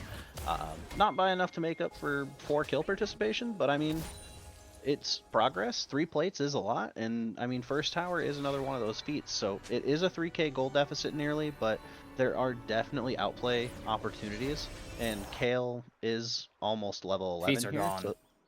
Oh, feats are gone, aren't they? They got the 2nd set of grubs. And Yep, they're in they 2nd sure turret did. spawn, so Yeah, no feats for you guys. You can take first tower. maybe. Is there a tracker for it? No, there is not a tracker for it. There's not on a the tracker for overlay. feats. You just have to kind of unlucky. pay attention to it, unfortunately. Oh, goodbye, P-Dog. That is a full build Irelia for real this time. Barely just going to have some restraint. Has Vanguard's edge still. Isn't going to use it. 17's caught out, has the quickness. And there's the jump away to safety. Actually is going to drag Boom so well there, but I think it's to his demise. Guo going to be forced to use the ulti. Nice double stun there by Frozen Spuds, but the whole team is here. 17 is still surviving. Boom, eventually gonna pick that up with the red buff burn. And a very delayed 1-for-0 here as, oh my goodness, this Irelia is just hyper aggressive. Yeah, Sean playing pretty well in this lane, getting really far ahead, and definitely can be a problem for the Xayah here in this game, as well as the Kale. And we've got Zooey actually doing a pretty normal karma thing. Not a lot going on as the top bot lane fight. Kupa flashes away. No Buster Shot. Nope, still has Buster Shot. Never mind. And gets the heal from Coup de Grace, which means that Goop is going to be able to walk away perfectly fine. Guo going to continue the chase down and reconsider as Poom shows off. chaos is everything as Zully and Kali are still fighting, and I don't think Kali cares that they've lost about half of their health down to a little under 1k now. Just gonna keep it going, has the all-out, is waiting for this engage from 17. Cassante Gaming. Cassante. Hit him as much as you want, nothing happens. Cassante in early game karma. She only has Malignant, so she doesn't hit you for nearly enough. You have Hollow Radiance, you are immortal. Now, this lane positioning from Zooey definitely makes it tough to actually gank him, but he's finally committing here to the bottom side of the lane. No quickness. It does have flash, though, so that's the end of the fight. Gets the flash out of karma, at least. Yeah, that's not a bad start. And we're going to actually see if they try to commit bodies to the mid lane here, now that Mint has taken that bot tower, maybe stabilize a little bit of that gold lead, get Xayah secured somewhere where she can farm, get Karma here to just like AFK wave clear and prevent bot tower from having anything happen, and more lull states we can create from the side of Mint, the better here. As we get Kale, a little bit of gold, it looks like she's going... Ooh, or... Wait, the double team here? No flat. Nice double stun. Never line up against an Irelia. And it actually does look like a 4 versus 3 advantage. Caught out, here. does have ulti here. Is about to have it. Doesn't even need a flash though. Nice double stun again coming in from Sean on this Irelia. He hasn't gotten to show off, so he's just waiting. For sure, and we see the pinch coming down. We do see them on vision, so we have that ward there in the Rift Herald pit. Tristana's Koopa's Tristana just gonna sit here and catch the wave at the start here. You got Cassante pushing bot lane, so this is a decent position for them to be in if they can't contest this Rift Herald, and it certainly looks like they can't. So, at the very least, securing the capabilities to contest this next Drake and use the their leads to their advantage here in the near future. I just realized this might be the goofy Volibear build. Oh, it Stun is. Yeah, comes in Roa. onto Zooey. I'm like, is it gonna be Roa into? Oh no, it is. It sure is. Here it comes. Zooey's still tanking turret damage there, but Sean is down. There's no chance he survives it. It almost takes the lives of both of Poom and Zooey, but they will get out of turret range in time. Huge shutdown going on to this Zin, and that's the guy you want fed if, I guess, you can't get Xayah or Kale the kills. Next best thing. Yeah, absolutely. As we actually see the Ginsu's come down for the Kale here, looks like she's got another dagger in inventory. We still don't know what that's going to turn into yet. Probably an Asher's Tooth, but that Not an Asher's first. No, yeah, Ginsu's first, it looks like. Which I think is fine into the amount of melees that they have, and pre Tristana hitting like level 9 and becoming Exodia, like the range isn't amazing, but 4 melees, not too bad to go Ginsu's. You can stack it pretty quickly, and then go Nashers after that. You're still also not doing much, to be honest. Yeah, I mean, you're not going to do a whole lot pre 2 items, so it's not like the end of the world to prioritize Ginsu over Nashers here. But we actually do have that aforementioned dragon fight looking to shape up here soon, so we're going to get stationed for that. Let's see where the priority in the mid lane goes. We get Xayah getting the push out and Rel rotating over. Xayah going to try to get a reset in here before... yeah, the dragon went down while we were kind of doing this little back and forth here, so... Yeah, just Towers starting to go down might open up the map a little bit, so I'm curious to see where these teams prioritize placing their vision here. I don't think P-Dog wins this at this phase of the game. If Kali can actually just stall long enough. He is dodging. Yeah, there's Guo here, and the ulti comes out. The all-out as well on top of it. There's the dunk coming in from Guo. P-Dog forced to flash away. Teleport coming in from Sean. He's here. P-Dog has already fallen. I don't think they need this many people to do it, but Poom apparently is just running for the hills, gets away with his life, and we'll only be able to tell his team we lost one. Koopa getting hyper-aggressive now. 17 has the quickness, flash, and grand entrance. Nothing gonna come of it. I wanted blood. Like I said before, non-interactivity is definitely the move for the side of mid here, especially when there's nothing to really fight over here in this bot side. Dragon was down, it's still down for another 3 minutes. Top lane getting prio, getting push from the side of Zooey.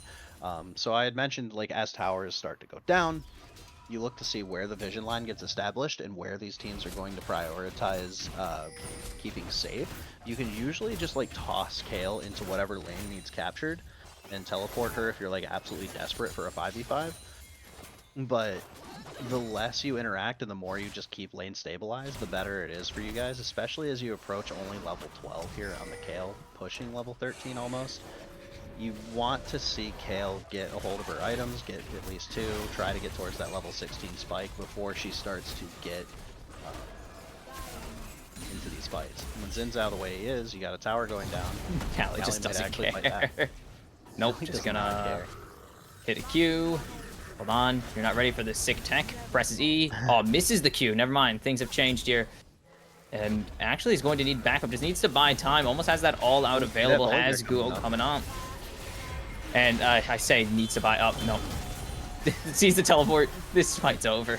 Boom, going to be able to pick up the extreme. Ooh, they get it to P-Dog, actually. That's P-Dog pretty yoinks it. That's really good here. Is we'll show them all. Is going to land the root and has the backup. Will pick up the shutdown. The kill goes over in response to 17 on the Rakan, but that is another 2 upward trades, as we call it, in solo queue. And this is a scrappy first game of the season, as we have more. I don't think this is the call here. Exhaust goes down. Zui's here to help. Guo's rotating over, but Sean's already so low, and he's going to fall again in a multi-man fight. Guo is stuck on the wrong side. Just going to get jumped on as well. 17 gives the double kill. It's going to be the triple to Poom, and the macro and hands diff is kind of getting crazy in this mid-game. As P-Dog's eating a turret. We were worried about when we talked about this Mint team. Poom is a very solid jungler, able to get a lot of gold in his own pockets. Hopefully he gets tanky enough here from this point out. Look at the 2 item spike, okay. has the boots. And we have thought Poom that was just the other team. casually doing Otacon. I thought that was Syndicate doing Atacon. I was like, guys, you gotta check. You guys are just gonna win a fight clean and not even look at the Atacon? It's ruinous, who cares? It's always But ruinous. Syndicate here, funny enough, we actually see a gold deficit going to the side of Syndicate for the first time in the game. Looking really solid with these skirmish selections, good TP usage in that top lane fight. And I mean, Guo didn't even manage to secure the kill onto Frozen Spud. Spud's got away with potentially murder, depending on if the rotation from Cali G came a little bit sooner, or 17, I guess. They're getting a lot. I can't, yeah, not a little, a lot over aggressive. They knew they were up some amount of gold. I assume they knew they had a multi-thousand gold lead, and they got pretty confident because they've been taking a lot of fights like they're up 10k and not like 3k or even down gold now. They've been playing hyper aggressive in your face, and they have not had the coordination to back it up for most of the game. As Boom gonna get this jump onto Callie. Big CC chains going down, and Callie's already gonna be forced to go all out here. Nice pull into the back line there onto Spuds. They need to get, we'll show them all though. They will at least get the rel in response. Boom! Oh, the feathers get called back, and that is a huge double root there. And it is 3 members quickly pulled away from Syndicate, and Mint are just relentless in these team fights. And look at Poom at full HP after that fight, able to continue to exert pressure. P-Dog barely took any damage, and what damage he did, he actually managed to heal throughout the fight. We'll show them all with that clutch Blade Caller, not actually going down to the multi-person engage from Syndicate is actually insane. And I know we talked about how the comp didn't seem like it made a lot of sense on paper during draft, but Mint is just starting to execute and step on the gas now. Yeah, I mean, if you full send into a Xayah with ulti, it's going to be really... I mean, Xayah and Kayle both have ulti up there.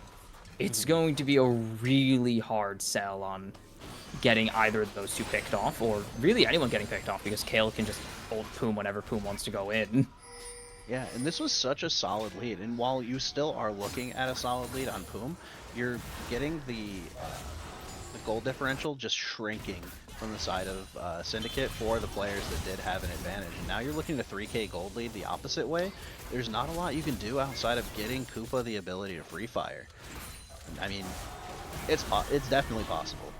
But being free fired on from 2 range characters that 3, I mean, I guess with Karma doesn't really count, but Karma, this is not an AP Karma build. This is... yeah, Karma's playing full support at this point. trying to enable Zaya to do more damage, trying to enable Kale to do more damage, and 17 just trying to find these openings, trying to fight for vision here, but Zooey just exerting so much pressure, just freely walking into this jungle with no care in the world. We obviously over aggression, but we have not seen anything really from Sean or Koopa. They were stomping lane. They had some phenomenal outplays alongside their teammates, obviously. Well, Sean actually was just all alone in the top lane solo kill, but these guys had really good landing phases, gotten some nice early kills, but it has not translated past landing phase. They need to find fights where they can allow this Tristana to free fire, allow this Irelia to just do solo queue nonsense things. It looks Or like else if this they fight were doesn't damaged. go well for Oh, Cali G. P-Dog is what about to just hit the happened? cane.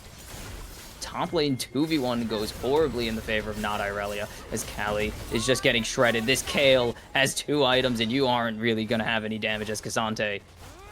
That's another free kill picked up, and the wraparound here, 17 is just going to have to run for his life. Flashes galore. He picks up a lot of cooldowns, but Poom has 8 kills, and I think 7 of them are in a row now. And this is really coming down to Mint just knowing when and where they should be fighting. Like, they were down for so long that it felt like Syndicate was on track to try to put their thumb down. But like you said, this over-aggression just created opportunities for Mint to turn this game around, and now we're looking at a composition that has a lot of scaling capability, the protection from Karma, and really solid engage from the Rel and Zinzao. Like, this is Too starting late. to shape up. Yeah, poor Duo. Duo just a little late, didn't have vision, just had to guess when it was going to go down. Doesn't get it, loses his life. Doesn't lose his smite, I guess, but Yeah, and now loses the we're looking Baron. at ticking time bomb. We're at a situation where, like you said, Sean doesn't know where they're able to make a pick. They don't know how to secure this 1v1 into Kale unless you can like get that that E secured and try to like chunk her down, force the ultimate, and then re-engage with your shorter cooldowns. Then absolutely, but like we're not creating the situation because things are going so wrong elsewhere on the map, and we're not giving Irelia the opportunity to make these plays as Poom comes in and Ooh, Koopa Shades might be of Fight. going down here. There's the audacious charge. Flash Q coming in, plus the Magnet Storm going down. 17 will be able to tell the tale, but Koopa will not. Will kill them all as recovered from a rough early game, and yeah. Pretty much everyone besides Poom is recovered from a rather shaky early game, and Mint are really just dominating this mid-late game. yeah, and this is exactly what we wanted to see from them. They did not get shaken by the initial fights that had occurred and gone not their way in lane here, but we actually All out, going on to Poom, but they just can't burst him down. They don't have the damage. They'll eventually get him, but the teleporting from P-Dog means that this might be the last stand. Yeah, as They just got have to use minions the on the Baron turret. buff. All they have to do is hit the Yup. wave, hit the tower. That's it. There we go. Hit the Nexus, hit the Recon. Ooh, they're making it a little spicy, but the minions will end it before they can pad the stats too much. A phenomenal late game there. Great coordination, and Mint going to take game 1 over Syndicate. Yeah, it's looking pretty good for them right out the way.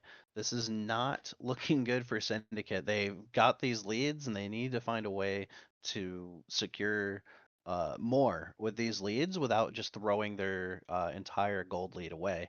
Uh, Yeah, you look at those honestly, damage just numbers. Oof. yeah, just a little bit of a stumble here. We got really good stabilization from the Zinzao, able to secure some really crucial skirmishes in order to turn this game around, stabilize Mint's comp until they could hit the item spikes that they needed, and then you had Zaya and Kale just running all over this map. I mean, yeah, you saw the early game that Sean and Koopa were having. You'd think the Tristana Irelia would be 20,000, maybe 30,000 damage, but no, 15 and 14k.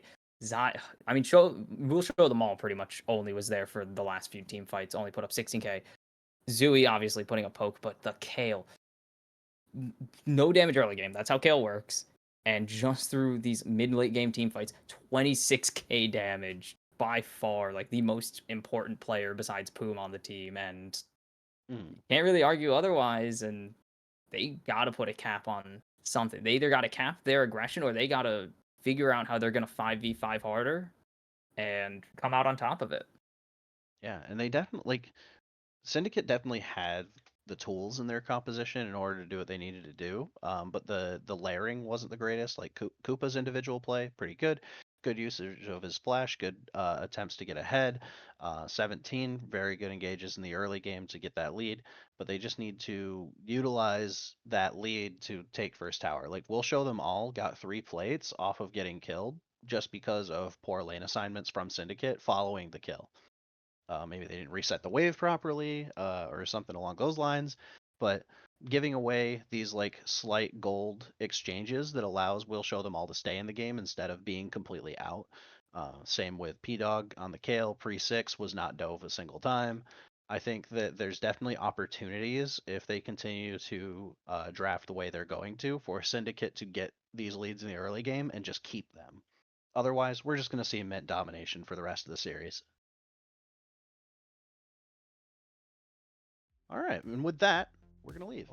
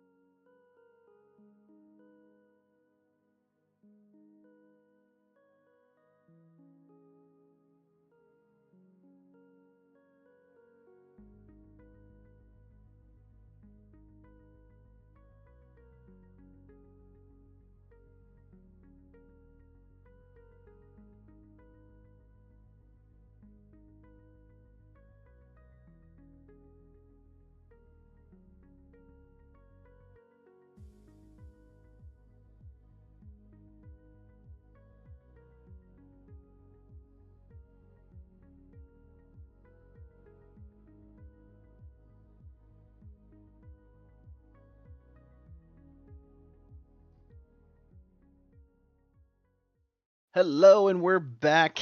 Kimchi and Dory K on the desk once again. And fun fact, Koopa is Polish for poop. Yay! Thank you, producer Bra. So we have yet another red side Nefiri ban and What? a No blue side Gwen way. ban. That's crazy. Oh my What, you're god. telling me that moving the invulnerability from ultimate to normal ability breaks the champion? You're Oh, telling me. that's why it was so scuffed and so. I knew it was broken, but I hadn't had Yeah. time to look into why. I did, and every time that Nefiri did it, I was like, Nefiri, no ult. No. And then Nefiri's we'd ultimate die is the like dash 10 now. seconds later. That's crazy. Nefiri's dash is she does it once, and then if she gets a kill with it, she can do it a second time. Oh And then no. it doesn't reset after that. Ooh, All her so, other abilities are the same. She just gets more pack mates. She gets more doggos to block oh. garbage. My favorite So mechanic. bans are staying more or less the same unless we see Syndicate trying to first pick the Oh, Varus here. We'll probably see it again unless they think there's another concern that follows here. But I'm interested to see what Mint's top laner starts to do. Huey. I don't remember what was banned last game. Weh. No, Huey. It's a Oh, joke among my friends because oh, Huey. Oh, my really? friend's uncle calls him Huey because he doesn't know how to pronounce it. It's gonna be the Vars ban away. Sorry, Syndicate. No Ooh, Vars for Varus you. ban on that side. Okay. Yeah, I mean, it makes sense. You see him leave the Varus ban up. Presume they probably want it first pick. So Mint takes it away. No We'll former see if alien it for you. We'll see. If it goes to a game 3, we'll see if it gets left up that time. But so far, Mint riding a high.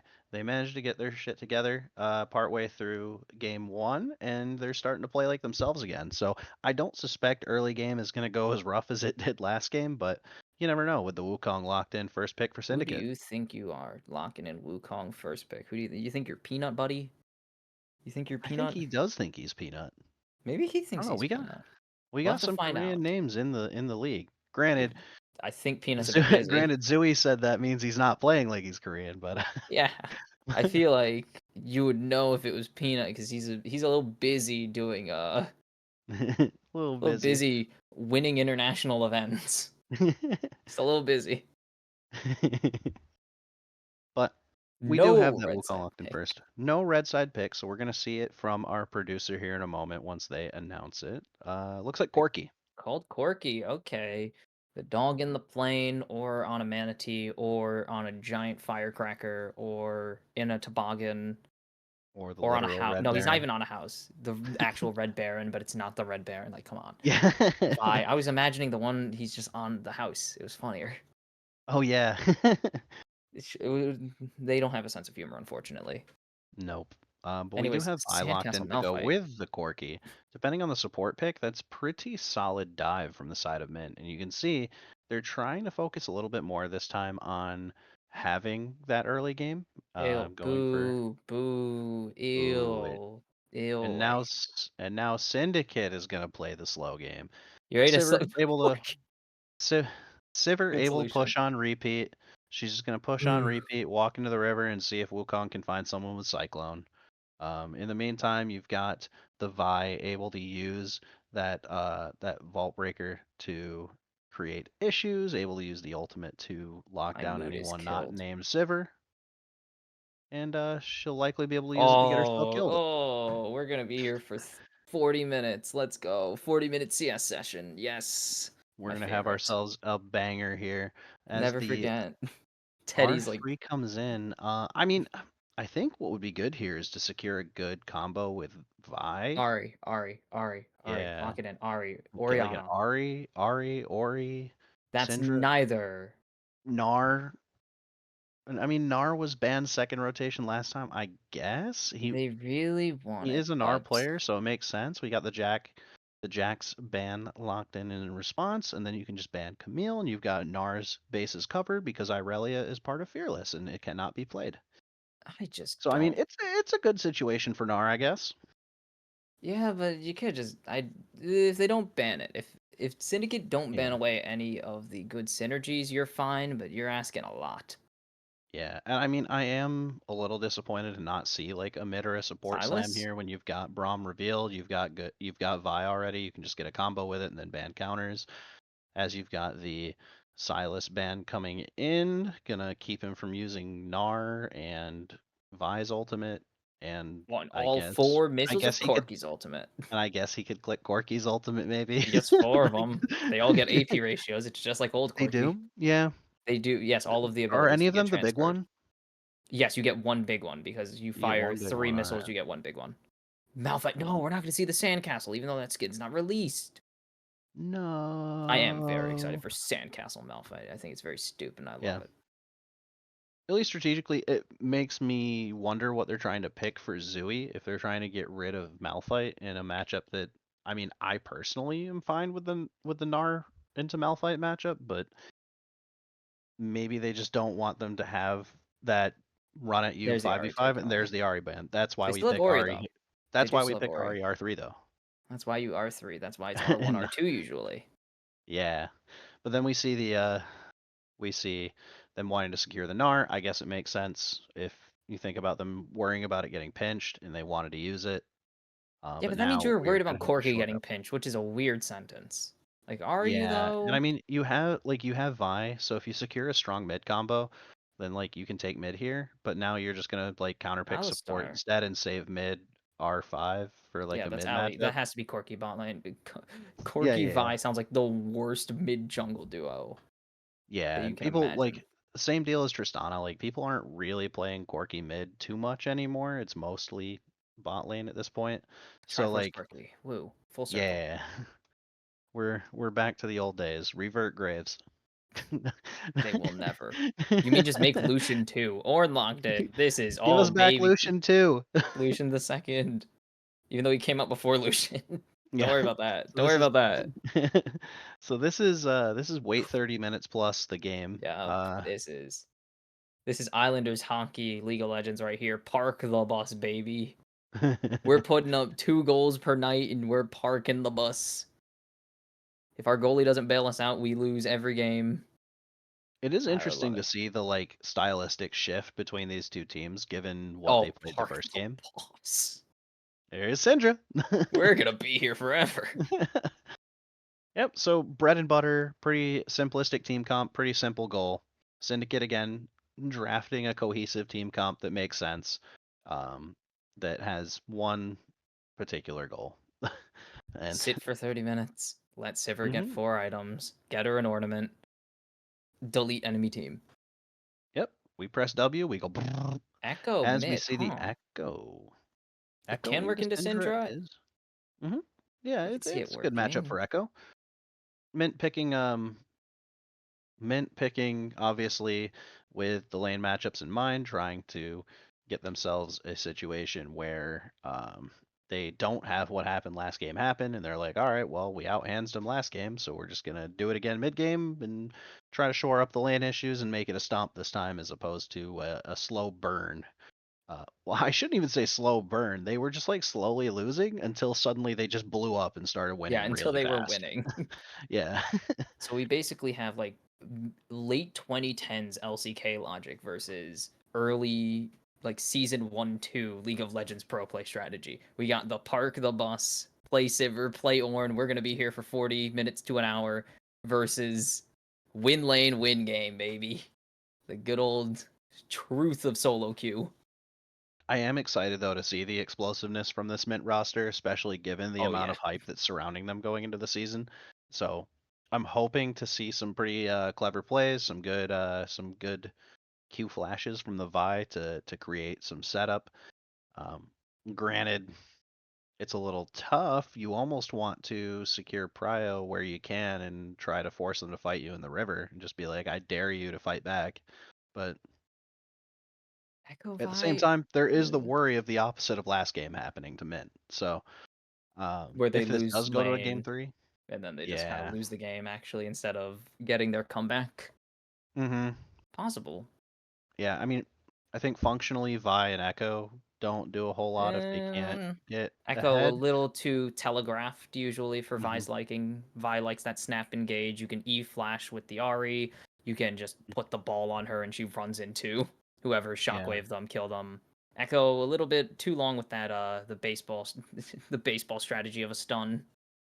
And Corky's relatively safe, but with his power being transitioned into his AD scalings as opposed to his former AP passive, makes it so he does functionally play like a shorter ranged ADC again.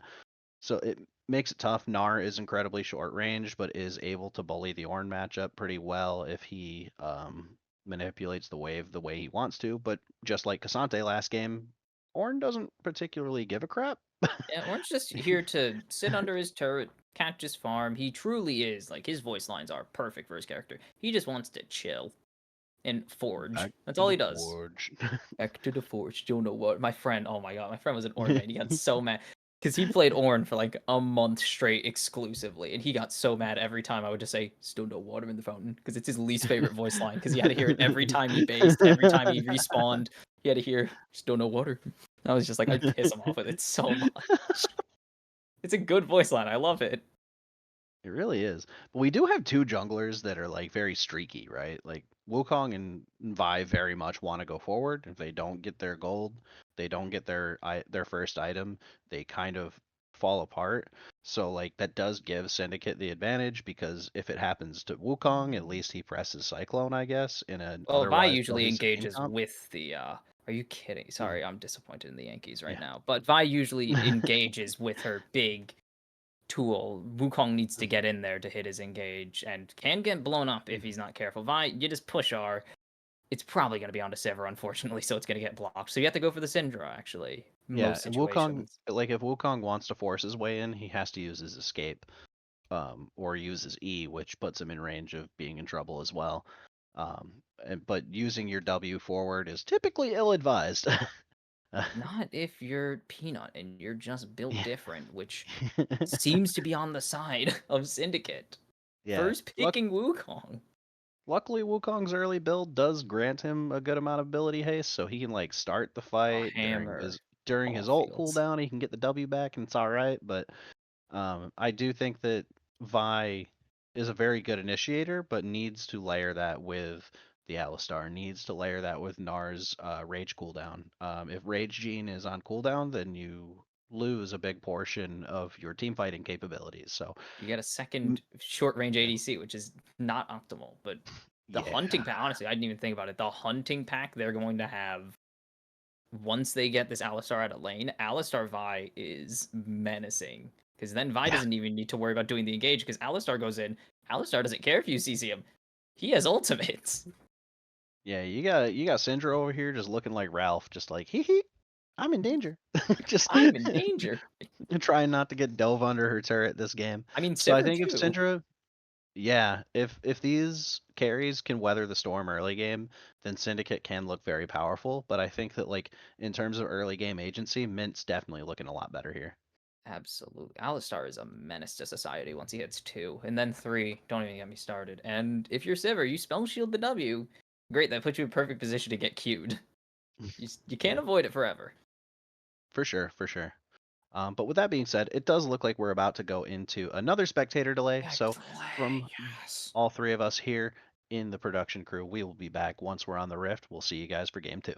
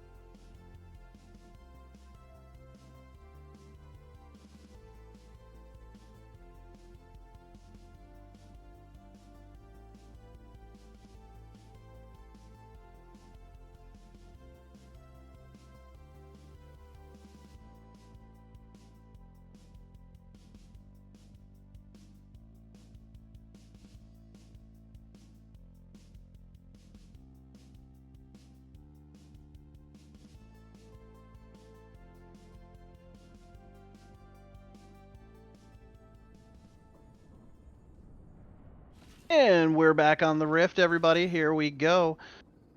Heading into another Mint versus Syndicate TBD matchup. I had heard some exclusives from the Otter Talk Ooh. cast that Mint Syndicate is nearing coming up with a name, but I'm not going to confirm nor deny that until I see it on the overlay. It's not real until we get a logo for it. Until we get it changed in the database, not real. So that being said, Pop-Tart, don't forget to update the logos. Here we have the standard setup. It looks like Guo is going to try to go for a ward, but not going to get it. Poom getting the ward there in the river to scout for the late invade here. And we got some fanning out to do. We got like 30 minutes thrilling content for you guys today. So I hope you guys are really excited for this Ornar lane or this Civ or Corky lane. Yeah, it's starting to look like some old-timey stuff. Slowing the game down quite a lot, but hopefully Mint's able to pick up the pace, or else we're looking at a possible game 3 here. Not only that, if they don't pick up the pace, we're looking at a miserable experience. Exactly. We'll see how long it takes to get first blood. Let's keep our eyes on that timer. It is Emerald, so I mean anything can happen as you miss the immediate first Q. Also, I just noticed Sean's playing mid. Yeah. Sean is in fact Actually playing mid. mid. Well, yeah, I mean, Actually you don't really mid want this time. Gnar. You don't want Gnar versus Yeah. Syndra. That's not as good. The Cassandre matchup was pretty much them saying, okay, no matter what situation we're in, Cassandre pretty much isn't going to do anything. He doesn't benefit from pushing out the KO. And Irelia is in a kind of cruddy matchup. So we could just move the Irelia to top lane, face against the non-existent champion, chill. As there's a QW, or WQ, sorry, and a phosphorus bomb. Oof, and there's a trade. Don't get excited. Don't expect to see too many of those unless Spuds is an absolute monster. And keep an eye on that mid matchup. We want to see if Zui can play on the skirts of the wave.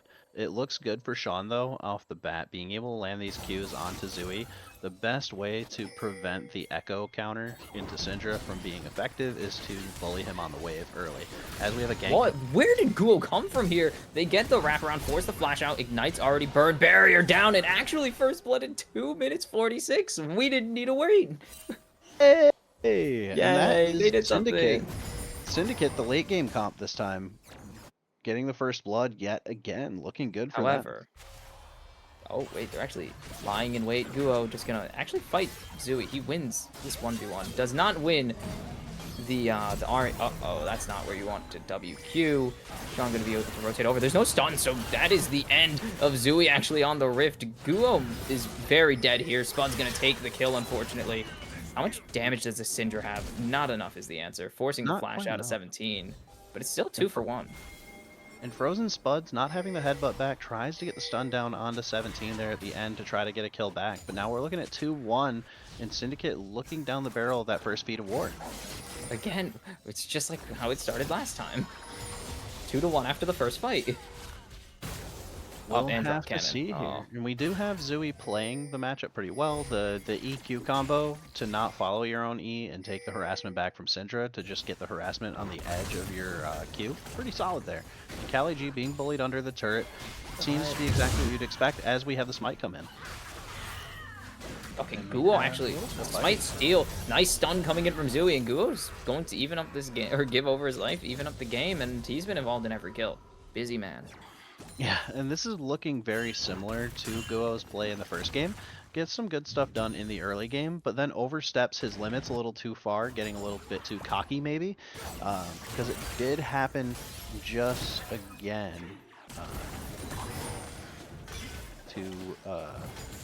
oh, my brain just stopped working. I checked the DM. Oh no, check the DM. Everything went off the rails. Tori, who's on Otter Talk tomorrow? I'm casting Emerald. Busy. Oh, Sean. As we have Zui pushing in. Yeah, just not a fun experience for the Syndra so far. Does have a kill, so maybe it is fun, but is getting kind of bullied in lane as expected. Oh, sick Q. There you go. That's the content that we thrive. Oh, Boomerang Blade lands 1 hit too. Poof. 2. I am Stop satisfied. standing in the wave, Spuds. He's pretty far from the wave. Stop it. Get some help. No, so Ricochet the lane has a matchups Unreal range. themselves, like like isolated from the skirmishing and the first couple kills, the lane matchups are going pretty much how you'd expect them to. 3-6, Corki can get shoved in by the QW from Koopa, so he's going to be able to just AFK push that wave, not really interact with the lane at all. You've got Zooey getting some harassment down on Sean, is actually down CS because of his involvement. You gotta in the fight, recast as the Q. gank comes in. Misses the E as well. This is just not going well for Sean. The Syndra gameplay has been a bit rough so far. Yeah, and that's definitely to be expected. It's a rough matchup. He had a pretty outside of getting that early solo kill last game, he hasn't really been too involved in the game since then. In this game too, kind of having some trouble in lane against Zooey, who is performing pretty well in lane right now, getting to take advantage of that counter pick. And Spuds managing to dodge out the Q there. Not going to get any of those Winter Bite stacks down quite yet, but you've got a good advantage over to the Vi here. You do have the same kill participation for Wukong in terms of positive kill participation, and you tend to be a little distraught by seeing the 1-2-1. You're like, he's feeding. No, I mean, he's doing fine. He's busy. Yeah, he's busy. He's getting stuff done. Look, it's wrestling logic. Someone's got to make the opponent look good when you win. Yeah, Can't and just good give your opponent initial nothing. rotation from Spuds. You have lane resets. You have Braum showing up a little bit late, heading down the mid lane, but you already have the grubs underway. And you've got 1 kill left on that Feat of War. You've got potentially 2 stacks about to come down for the feat of doing objectives that I don't remember the name of. Monster hunting. Monster hunting, okay. Ooh, good buff for that. Ooh, can't buff for that. Nope. Doesn't and, matter. Ornn. Yeah, got his solid ulti trade. out. Yeah, 20 CS lead going over here. P-Dog too, getting that harassment down, but I mean, Ornn doesn't care. He'll get there. He wants XP so he can get his ornaments, and he'll take whatever farm comes with it. Yeah, and he is maintaining the XP. He hasn't really dropped any yet from what I can see, so that's good. Yeah, I'm trying. Oh, we don't have XP bars. I'm too used to watching pro play where they have a custom overlay with the XP bars. It's so nice. Please give us that, Riot. The spec client's crying. His presence in lane is good. He does have no TP available, so maybe he's going to try to stick around. Ooh, good dodge of the boomerang.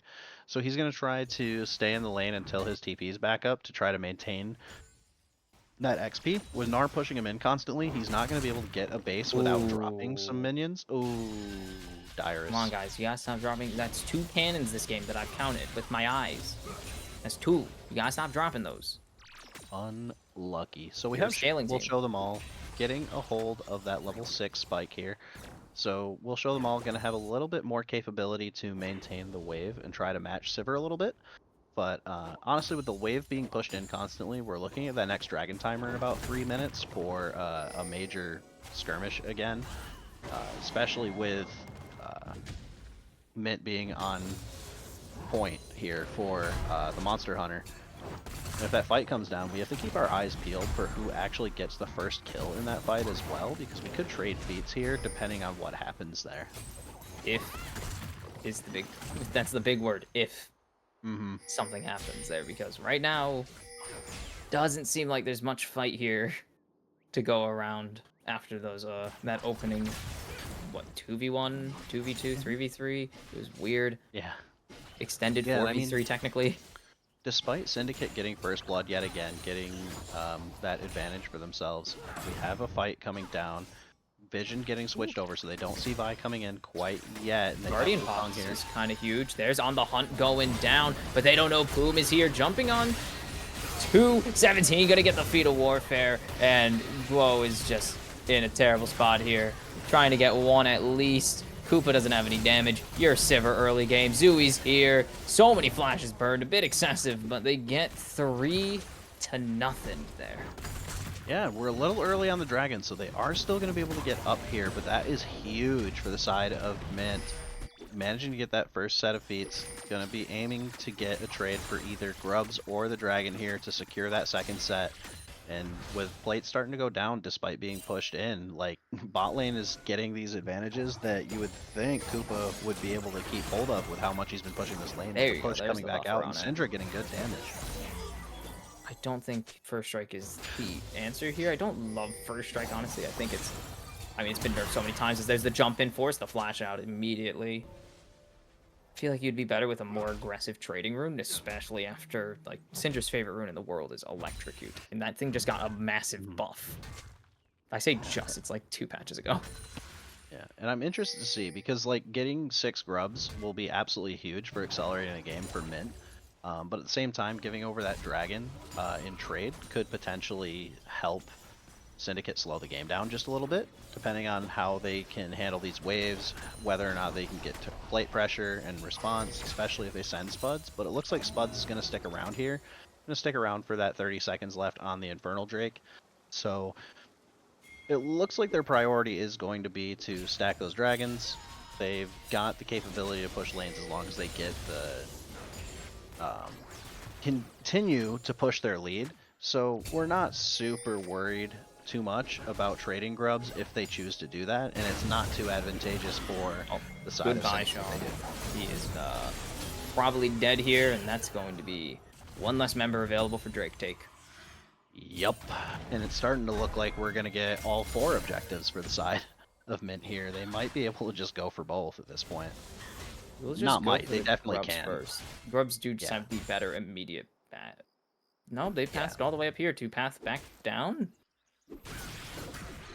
Bit interesting. Spuds. If Spuds actually gets this punt in time, he could just kill Guo here.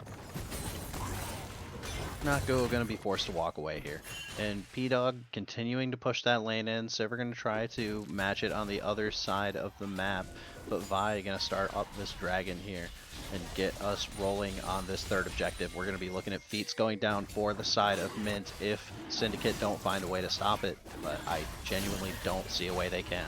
Yeah, Guo's all the way on the top side. They're not even going to bother racing them for it. They're just going to go for the grubs. And you can already see the rotations being called to go up there as well to match Mint. Should be able to chase them down pretty quickly, actually. Yeah, with Guo Gnar already has to back actually off. Oof. sitting there, we're going to get a reset of the Rage Gene, but with the numbers advantage being created, I don't know if it's going to matter here as they just walk into the river and go wherever they want. Syndicate being choked out of literally everything at this point. There's nowhere for them to run. This is a late game comp, and they have no early game insurances, which is not what you want to see. As they will get this push back, actually. There should be a fight. Gnar is charging up. The Rage Gene does have the flash, so just going to be able to get out of the Ornhorn pretty easily. Now Zui's just going to go forwards. 17, big whiff. Missed. There, 3-man Cyclone, but is it going to even matter? Spuds jumping in now, and Zui with the recall going to get a ton of damage. P-Dog's here, he Gnars 2. It's going to be 1 at least for Guo, but I think that's all they're going to be able to get. They maybe got it. They did get a grub and a kill, but it's a triple kill for P-Dog, and this Gnar is a little fed. Yeah, and it's looking like 5 grubs going to go over to the side of Mint. 2 dragons. Feet of War got the feats for their feet, and Mint looking like they're able to just start accelerating this game like crazy. So let's see if they do exactly what happened last game to Syndicate, or if they continue to just press this 4K gold lead and never let it go, which honestly seems more likely in this situation. It is probably just going to be foot on the gas, don't stop, kill the enemy team, end this thing, take it home. Don't let them get to late game, obviously, because that is where this team is going to thrive. Absolutely right. As first tower goes down, we're going to look at Gnar taking that gold and putting it towards getting that Triforce completed. We've got Vi with a completed Sundered Sky. Had for a while, actually. Yeah. Completed Sundered Sky, completed Storm Surge, completed Triforce, completed Locket. Like, we're already in good shape here from the side of Mint, and while we do have some items getting matched from the side of Syndicate, it's a couple vital ones. While support items are whatever, the first one is relatively impactful, all things considered. I mean, being down, yeah, that half item is pretty crucial. Having 8 takedowns will actually make supports look like they're on pace with their actually farming counterparts, so... Yeah, absolutely. And Frozen Spuds has been doing work this game, being active at every single, well, almost every single skirmish at this point.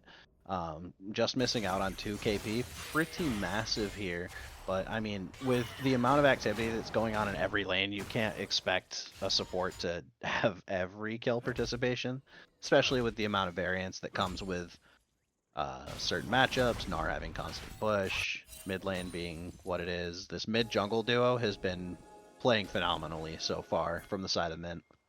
I was not expecting that. I mean, I guess I was expecting it. Uh-oh, Koopa flash doesn't get the WQ, does get the flash out of Koopa though.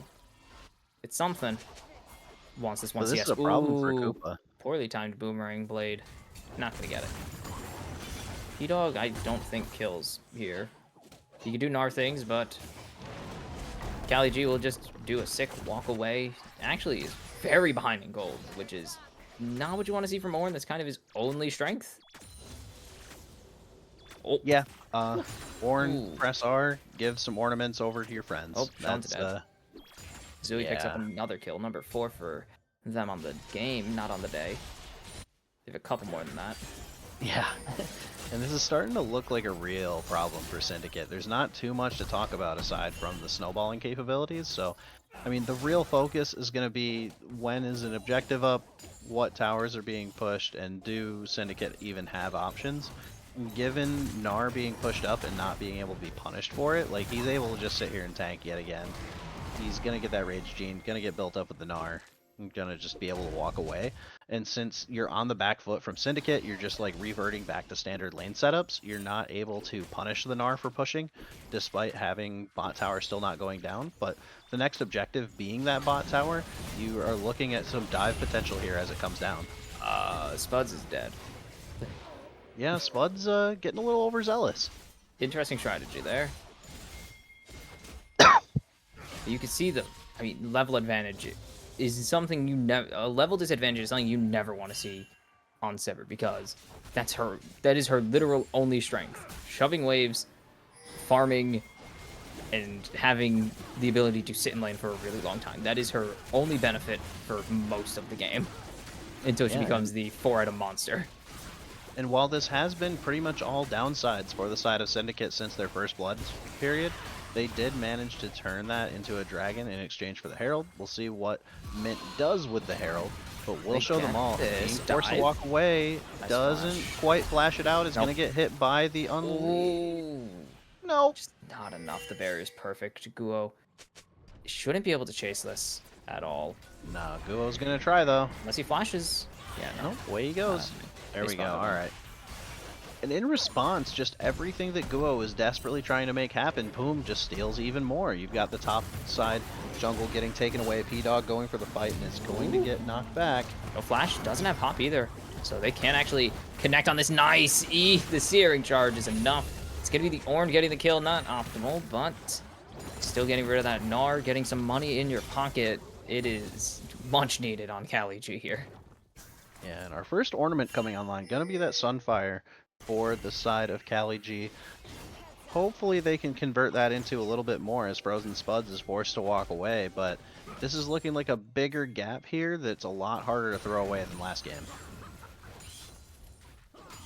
Oh, it's harder to throw this lead. It's a little bit harder to throw this lead. It's on a lot of champions that can continue to push their advantage. It's not on champions that need to push their advantage. They can, but they also just have the option to sit back, especially with the cushion they've built themselves being excessive actually. Yeah, and the only the bright spot that you can definitely see here is that Gnar does get occasionally overzealous in the side lane. Spuds does occasionally go for engages that are not prepared for follow-up. So there is definitely a world where, with good coordination, Syndicate can outplay some of these fights that are not a straight up 5v5. He's feeling himself. But if Koopa gets caught here, then we're in trouble. Koopa is suspicious of something happening, and is just going to take a reset. Doesn't want to die. And he's proven right as Zooey walks out. Yep. Congrats, Koopa, Forced away. For not being a solo queue player. Very solid discipline. I cannot say the same for my solo queue teammates. That would have been my teammates going up there says the wave. Look, that's 7 minions. That wasn't even 7 minions, that was 6 minions. Yeah, and now we're at a point where Mint, if they really want to, they can force the topic. They can try to get this mid bot prio here and go for the Otacon, force Syndicate to walk towards them even more, or else they'll accelerate the game. So they're being forced to make a choice that's bad for them pretty much either way. As 17 tries to clear out the vision while he's being choked out by the lanes being Boop is shoved dead. by Mint. Boom's right here. Yep. Oh. And there's the assault, the battery, a punch in the face, some boomerangs to go along with it. P-Dog gonna pick up that one. He's gonna crash out like his team name says. I don't think he's gonna get to use it. Never mind. Great flash there. The Mega Gnar's running out though. Gonna get a 2-man Gnar. Teleport coming in. A bit of a late TP to say the least as you're just coming in. Oh, and you're 1k health. Callie. You're teleporting in. Callie, you are feeling it and you should not be, sir. And this is gonna be the clean. Somehow this is going to turn from what should have been a 2-for-0 into an ace. What on earth just happened? Zui's pushing and he wasn't even there.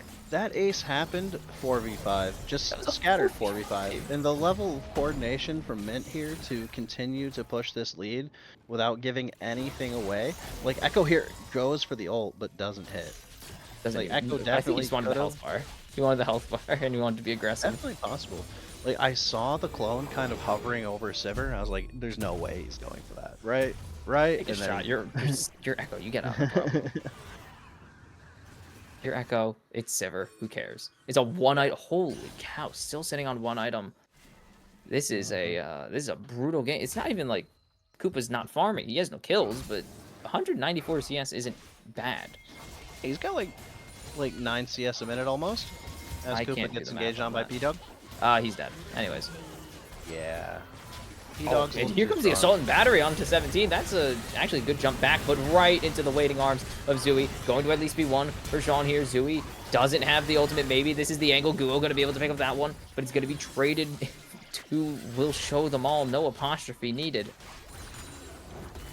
Yeah, Callie, we're looking goes at an again. upcoming 10k gold lead. Dragon coming up in 15 seconds is going to be another problem, putting themselves on to Soul Point, and it would be Soul. They let one Dragon go with one little mistake, and that's pretty much the only evidence of anything resembling a contest here coming out from Syndicate. After throwing that first game, it looks like things are just falling apart for them across the board.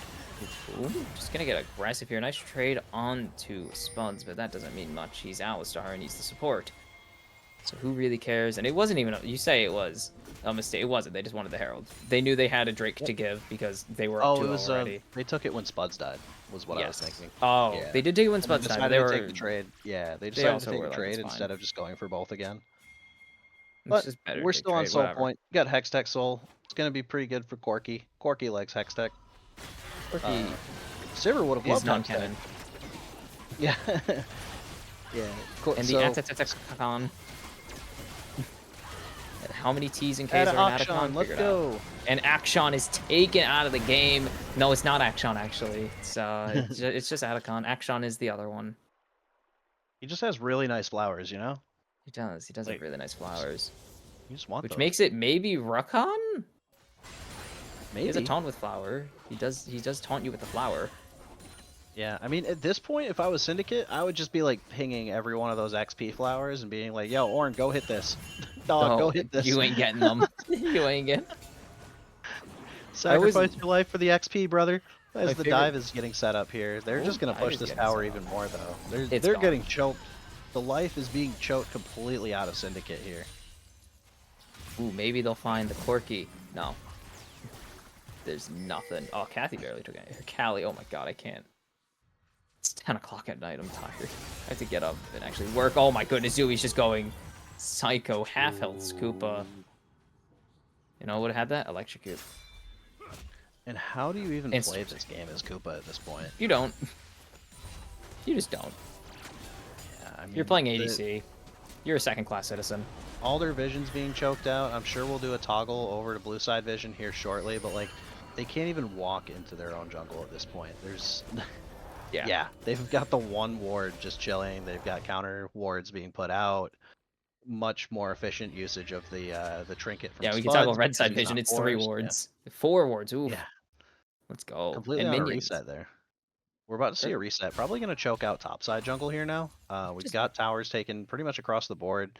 If they can't siege because of Koopa and Sean wave clearing, then they're going to have to force Syndicate to come to them, or else they can just use the Baron to siege here. So Ooh, I think Baron is looking to be probably the final nail in the coffin, if not sooner. This Syndra build's brutal. Blackfire into Cosmic Drive, and that's your ornament? Ooh. That is a tough situation. And here they are being choked out. Frozen Spuds starting to walk forward with the vision. Defensive vision is being laid down by Syndicate, so they are showing a little bit of discipline here. But it's probably not going to stay for long as the pink goes down from Frozen Spuds. Don't know if he's going to be able to stop that. Nope. No positioning for that. But he does know there's a ward there now. Zui is Or spotted he's on going to this waste wrap 75 run. more gold. There we go. It's We not got really it. a We waste got it. if you We're get the good. vision. Nah, it's all right. We got it now. It's no longer a waste. We're chilling. It's fine. If you could justify it, it only gives the enemy team 30. So, And it is definitely a wastable 75 gold at this position in the game. yes, and your support. What are you going to spend it on? A ruby crystal? Yeah. Oh, threatening. As Anyways, the fight comes down, it looks Baron like started they're up. gonna try to Ooh, make a final here stand. comes the call. They're going to jump on a dog. They don't... Wait, they stole! They steal the Baron! Can they Wukong win got the it. fight afterwards? Boom is getting shredded. This Sivir, 2 items and a dream. As there's Spuds picking up the aforementioned Sivir, and I think you could put it in the books unless Callie just refuses to die. I think it's a double kill for the Ram. A nice double kill Zui with going the crazy. ultimate for Zui. Yeah, they're just gonna walk away. In a way, that actually wasn't the worst thing for Syndicate. Like, taking away 3 Barons and stalling the game out a little bit That's a Baron. is definitely not the worst thing that could have happened there. Orin stayed alive. He's looking at level 16. He's getting ornaments down. Granted, we've already established that one of them is, Cosmic that Drive. Syndra item. Cosmic Drive, yeah. But And the I mean- Yuntao. Oh, you didn't put IE in the first slot, guys. Come on, Orin's been out for like almost a decade now. You guys know how the upgrades work. Item in the first slot. yeah, even after Please. the change, that is a big note, but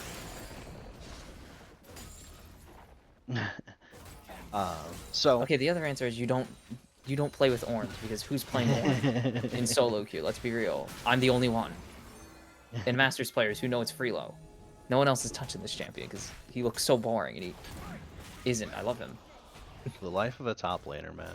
I'm not even a either top lane main. I just love Orange. Yeah, you either switch back and forth between like all the fist fighting champions and you get to have fun, or you get to just play, Just play Malphite. Just be me. Play Boring- Malphite. Just throw Qs at people, boring pull them up.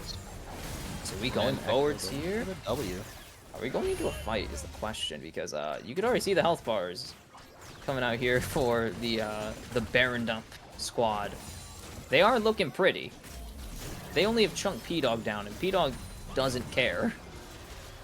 Yeah, this definitely is an opportunity for Syndicate. As you see, as the fight is about to break out, they have reduced the gold lead to 6k. All of the board god, that's gonna be huge! Sorigo and Sean gonna pick up the first kill. There's the cease, the desist. The Echo Stun only gonna find one. Koopa has slain. Boom. There goes your big tank, but you got the damage online. It's a double kill here for Koopa, and I think somehow Syndicate have woken up in this one. One more auto. There's the stun. There's the Q and the E, and it's an ace for Syndicate right after before all Dragon we've been too. through. Oh, Yeah, and that 10k gold lead is now looking at 4. You've got Baron pushing down this mid tower finally for the side of Syndicate, as well as a dragon going down. They're going to be able to stall this game out even longer than they were before.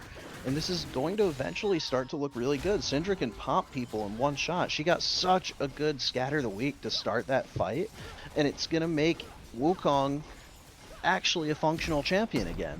Because he was in a rough spot for a while there. what on earth is happening? Yeah, Leads we're starting are to- not sacred. Yeah, the memories of last game are starting to show themselves again. But we still do have a lead on the side of Mint. They do still have the capability of getting these picks, so let's see how they reset, how they address these lanes, because top and bot tower are still up. They did lose mid, but there is still the danger of going for a little bit too much from the side of Syndicate and trying to play off the good vibes from the last two fights. But yeah, I mean, Mint securely still in the driver's seat, even after giving away a pretty bad fight like that. They've managed to get their lanes back under control, and then they're going to look for a pick like this. Ally still has W. Don't Yeah, know it's a good W. if they're going to be able to survive, but there's the squad. God dang, this Ornn is so freaking tanky. Goodbye, Zooey. 17 going to pick that one up with a Glacial Fissure just for some style points. Boom walks away with his life, but it is a good macro play by Syndicate after they did not show incredible macro last game, but they're a unit right now. It's looking like both these teams are definitely struggling with figuring out how to close out games where they have an advantage. They're looking to spread themselves a little bit too thin, maybe. They're trying to address multiple lanes at once and make picks that they don't really have business making. When they're trying to go for these plays, when top tower or when top inhibitor isn't actively being sieged, it makes it so that Syndicate has a window where they can actually address this and try to fight back. Because they're not going to be punished for it. You need to put them in a situation where if they try to throw bodies at this bot lane, at this skirmish that's being established, that top lane inhibitor can go down in response and secure that final soul point for Dragon. And just to think, we were one smite away from Mint actually starting to close out this game. One smite is all it took. But we do see another setup for Baron coming out. I don't know how I feel about 5v5ing now that Kali G is level 17, now that they've got the ornaments online that's a and they're looking 100%. scaled. That's 100 crit Sivir too. Yeah, Sivir can hit really hard here. Especially with how much Mint's composition loves to bunch up. You press W, and those crit scaling boomerang blades just gonna do, or not boomerang blades, her W is gonna do a ton of damage. Ricochet, Yes. that's it. On top of that, I mean, yeah, that is exactly what we saw the past two fights now. We saw it in the Baron fight. We saw it in that weird mid catch out before the Dragon. Them being 4 melee means that they have to group up right in front of a Syndra, right in front of a Braum, in front of an Ornn, in front of Syndra, and you just don't want to do that against a team with 4 very wide AoE options to CC you. Yeah, pretty much the only like decent shred option you're looking at right now. Quirky is 4 items that are not pen. You have the Black Cleaver coming out of 2 champions from the side of Mint, and then the Vault Breaker obviously applies the armor shred as well. So like, you've got capabilities to shred down this front line, but only single target at a time. And Braum and Ornn, and even in some ways Wukong, like Wukong sitting on a little bit of bulkiness now. Quirky has E. The Gatling gun could change the game. Quirky does also do it, yeah. It doesn't. It has a pretty good amount of armor shred. It's what makes lethality Quirky so good. As this is a bit of an interesting positioning call. Baron is on the table, and you are all in bot lane. Now this is what I was talking about. Force them to make a decision. Are they going to address Gnar? Are they going to contest the Baron? It looks like they're going to do neither because they're giving the illusion that they're not going for Baron here. No blue wards, no nothing. No, this is just free. They have 2 blues available, guys. This you is a have vision 2 diff. blues available. And now Mint is going to be able to get reset on the map as a team. Even Gnar is basing here. They're going to be able to repair this mid lane. And this is definitely the end result of Syndicate not being able to get any kind of pressure onto these bot and top outers. The waves are just pushing too much in their advantage all the time. So even if they make mistakes and lose some fights here and there, Frozen Spud's getting caught. It's not really flash ulti out, I guess, but that's all you get so far. Man, you have 2 blues available. You see no one's on top wave, and you see 2 hiding mid. You just gotta throw 1 ward out there and see what happens. Are they gonna throw the Baron away? Is the question. This could be a good pick from the side of Zooey. Fissure goes down. We'll show them all. Zooey gets out. Ornhorn not really gonna do much there. And this Corki is shredding. Cease and desist goes in. Boom is going to fall, though. Koopa forced to flash away. A 17 goes down eventually. Shortly, Boom will fall. There we go to the Ornn. Corky Ooh, barely show them all alive on lives. 1 health. Show them all will survive. P-Dog gets it done. It's going to be on the hands of Sean and Callie G. Again, it's just like the Baron fight, but it's a little different. You don't got the extra damage on your side this time. Spud's in an unwinnable fight, Oh, we'll show them unfortunately all. for him. No, you're gonna die. Uh, No. Buying time? No, there's just a teleport out. I mean, it's not a reset, so the Syndra's not going to be full health, but you Away could she honestly, goes. yeah, Zooey like, you does could just, hella damage to that tower, though. My God. yeah, that is Echo for you, and you also get AD from Baron, of course. Yeah, so I mean, we're gonna have both teams just fully resetting here. Little bit later death timer on the Corky, but it's still a little inconsequential given, again, how great their wave positioning has been and how they've been keeping the lanes pushed out. This applies pressure constantly, even when they're not actively doing something. They just have to give They're solo not. as well. Jeez. Yeah, I mean, Vi's gonna show up in time to smite it. We'll see Actually, how Guo's low he gonna be gets it. here. Guo could W They have over. vision. They know this is happening right now, and they're He gonna got it! steal it. We're gonna go Alright. to his 7th dragon. He's gonna get exploded there by the ult, however, but he is the hero for now. We'll see what Syndicate can do now that they have a 3rd hex. I mean, 4. It was all part of the plan. I 4 hex tech suppose Sivir. So, and we were talking about it. Corky and Sivir both love the hex tech, but that soul buff is going to be huge for whichever of them gets it. And Mint again has been in the driver's seat for the majority of this game, and they need to continue it because the back and forth here could be problematic if the wrong thing goes wrong. If the wrong smite gets missed, if a Baron gets stolen again, the game getting stalled out for so long. They do still have Baron buff applied. They have 3 minutes before another one is even a consideration. Mid inhibitor going down isn't the worst thing in the world, especially if they can get the top one too. They're going to apply so much pressure, and they're going to make it really easy to take control of Syndicate's jungle here. They did choose a good dragon to miss the smite on. They didn't choose a good Baron to miss the smite on, because there are none. That's interesting. Ulti coming out there, gonna get, we'll show them all down. He is off the rift. A little too slow on the retreat there, and Spuds is gonna pay the price for it as well.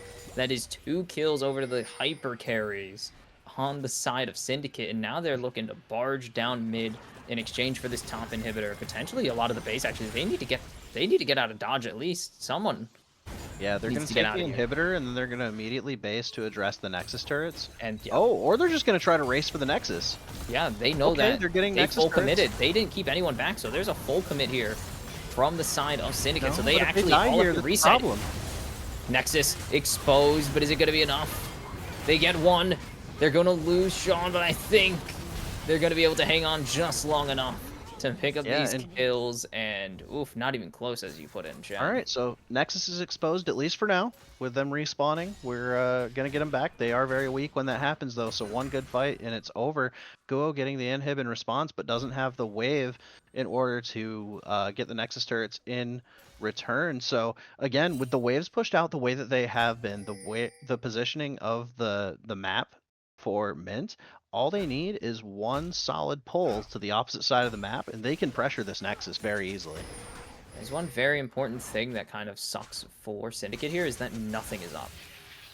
They won they got a massive trio of kills right there, and had 2 having to react or answer base, and they don't get any. They get some camps off of it, which aren't super benefit. That Rift Scuttle will be very beneficial, as it will survive to see Baron spawn at least, and a little bit probably of early Baron scouting, but Drake isn't up for 2 minutes, Baron's not up for another minute, and you're only taking away camps. Everyone's pretty much at their final build. They'll probably all finish the game with these items. Yeah, and I was going to make a point about the gold lead shrinking, but at this point, like you said, they're pretty much done.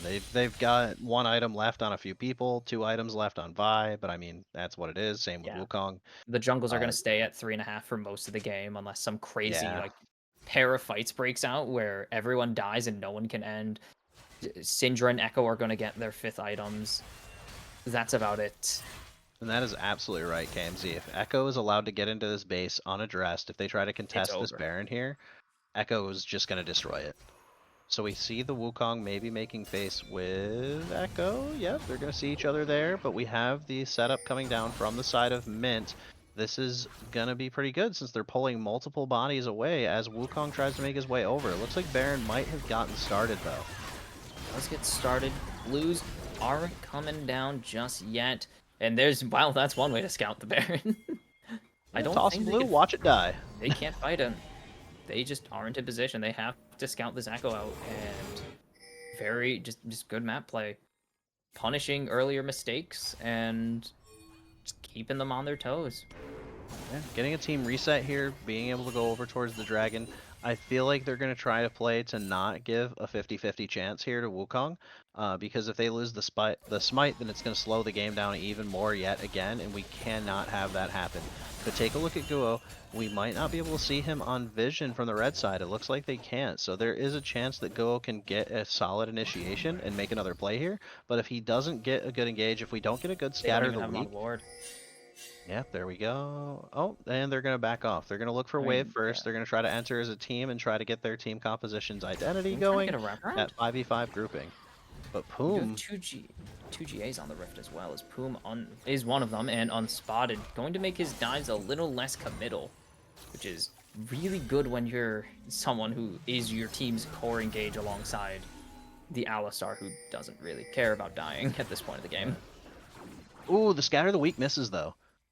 So we've got a 5v5, and at this point, with the Nexus exposed, with the Nexus turrets exposed, if we Zooey's get a looking for a wipe teleport. here, this Zooey's could looking be for a the game. teleport. Yeah, Zooey's looking to come in. We've got Poom coming TP over out. the wall, about to go over. Yep, And red team Callum's has stolen basing. it. And there's going to be the soul taken over, 2 teleports back. They just need to stop Zooey for now. They don't care about the soul, and there goes Zooey. Doesn't even get his ulti off, but it's already 2, and it's going to be 3 eventually picked up in exchange for just keeping the base alive. Now let's see what Mint does with this. It looks like they're going to try to just take the triple inhibitor. The 2 of the other inhibitors are going to come back in a short amount of time. But getting this inhibitor is going to give them the priority over the Baron they need in the next 5 minutes or so. Their inhibitor will come back around the same time that the Baron comes up, so they should be able to address it. But you do have a lot more control for the side of Mint here. Even though they did commit to stopping Echo from one-tapping the Nexus, it's almost like they're listening to the call while they're playing 3 minutes in the future. And Yeah, they knew that we were going to say that 3 minutes ago. yep. 3 minutes before we even knew what was going to happen. Yeah, they knew. They were ready. Providence.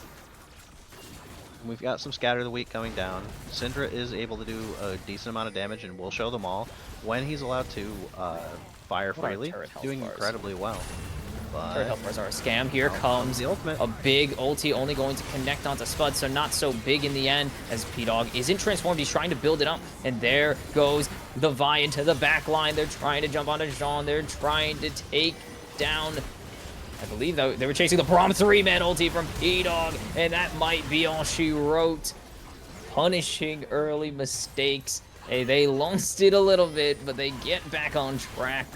And they're going to take a 2-0. I can't say clean after what happened in game number 2, but they will take down Syndicate to open the season and go 1-0. And this is looking like a really solid start from Mint. Granted, there were a couple slip-ups, but it's the first match of the season, and they're solidifying themselves as favorites of the Demacia division already. That was, back and forth. I don't know what Syndicate had there. I don't know how they pulled that back at all.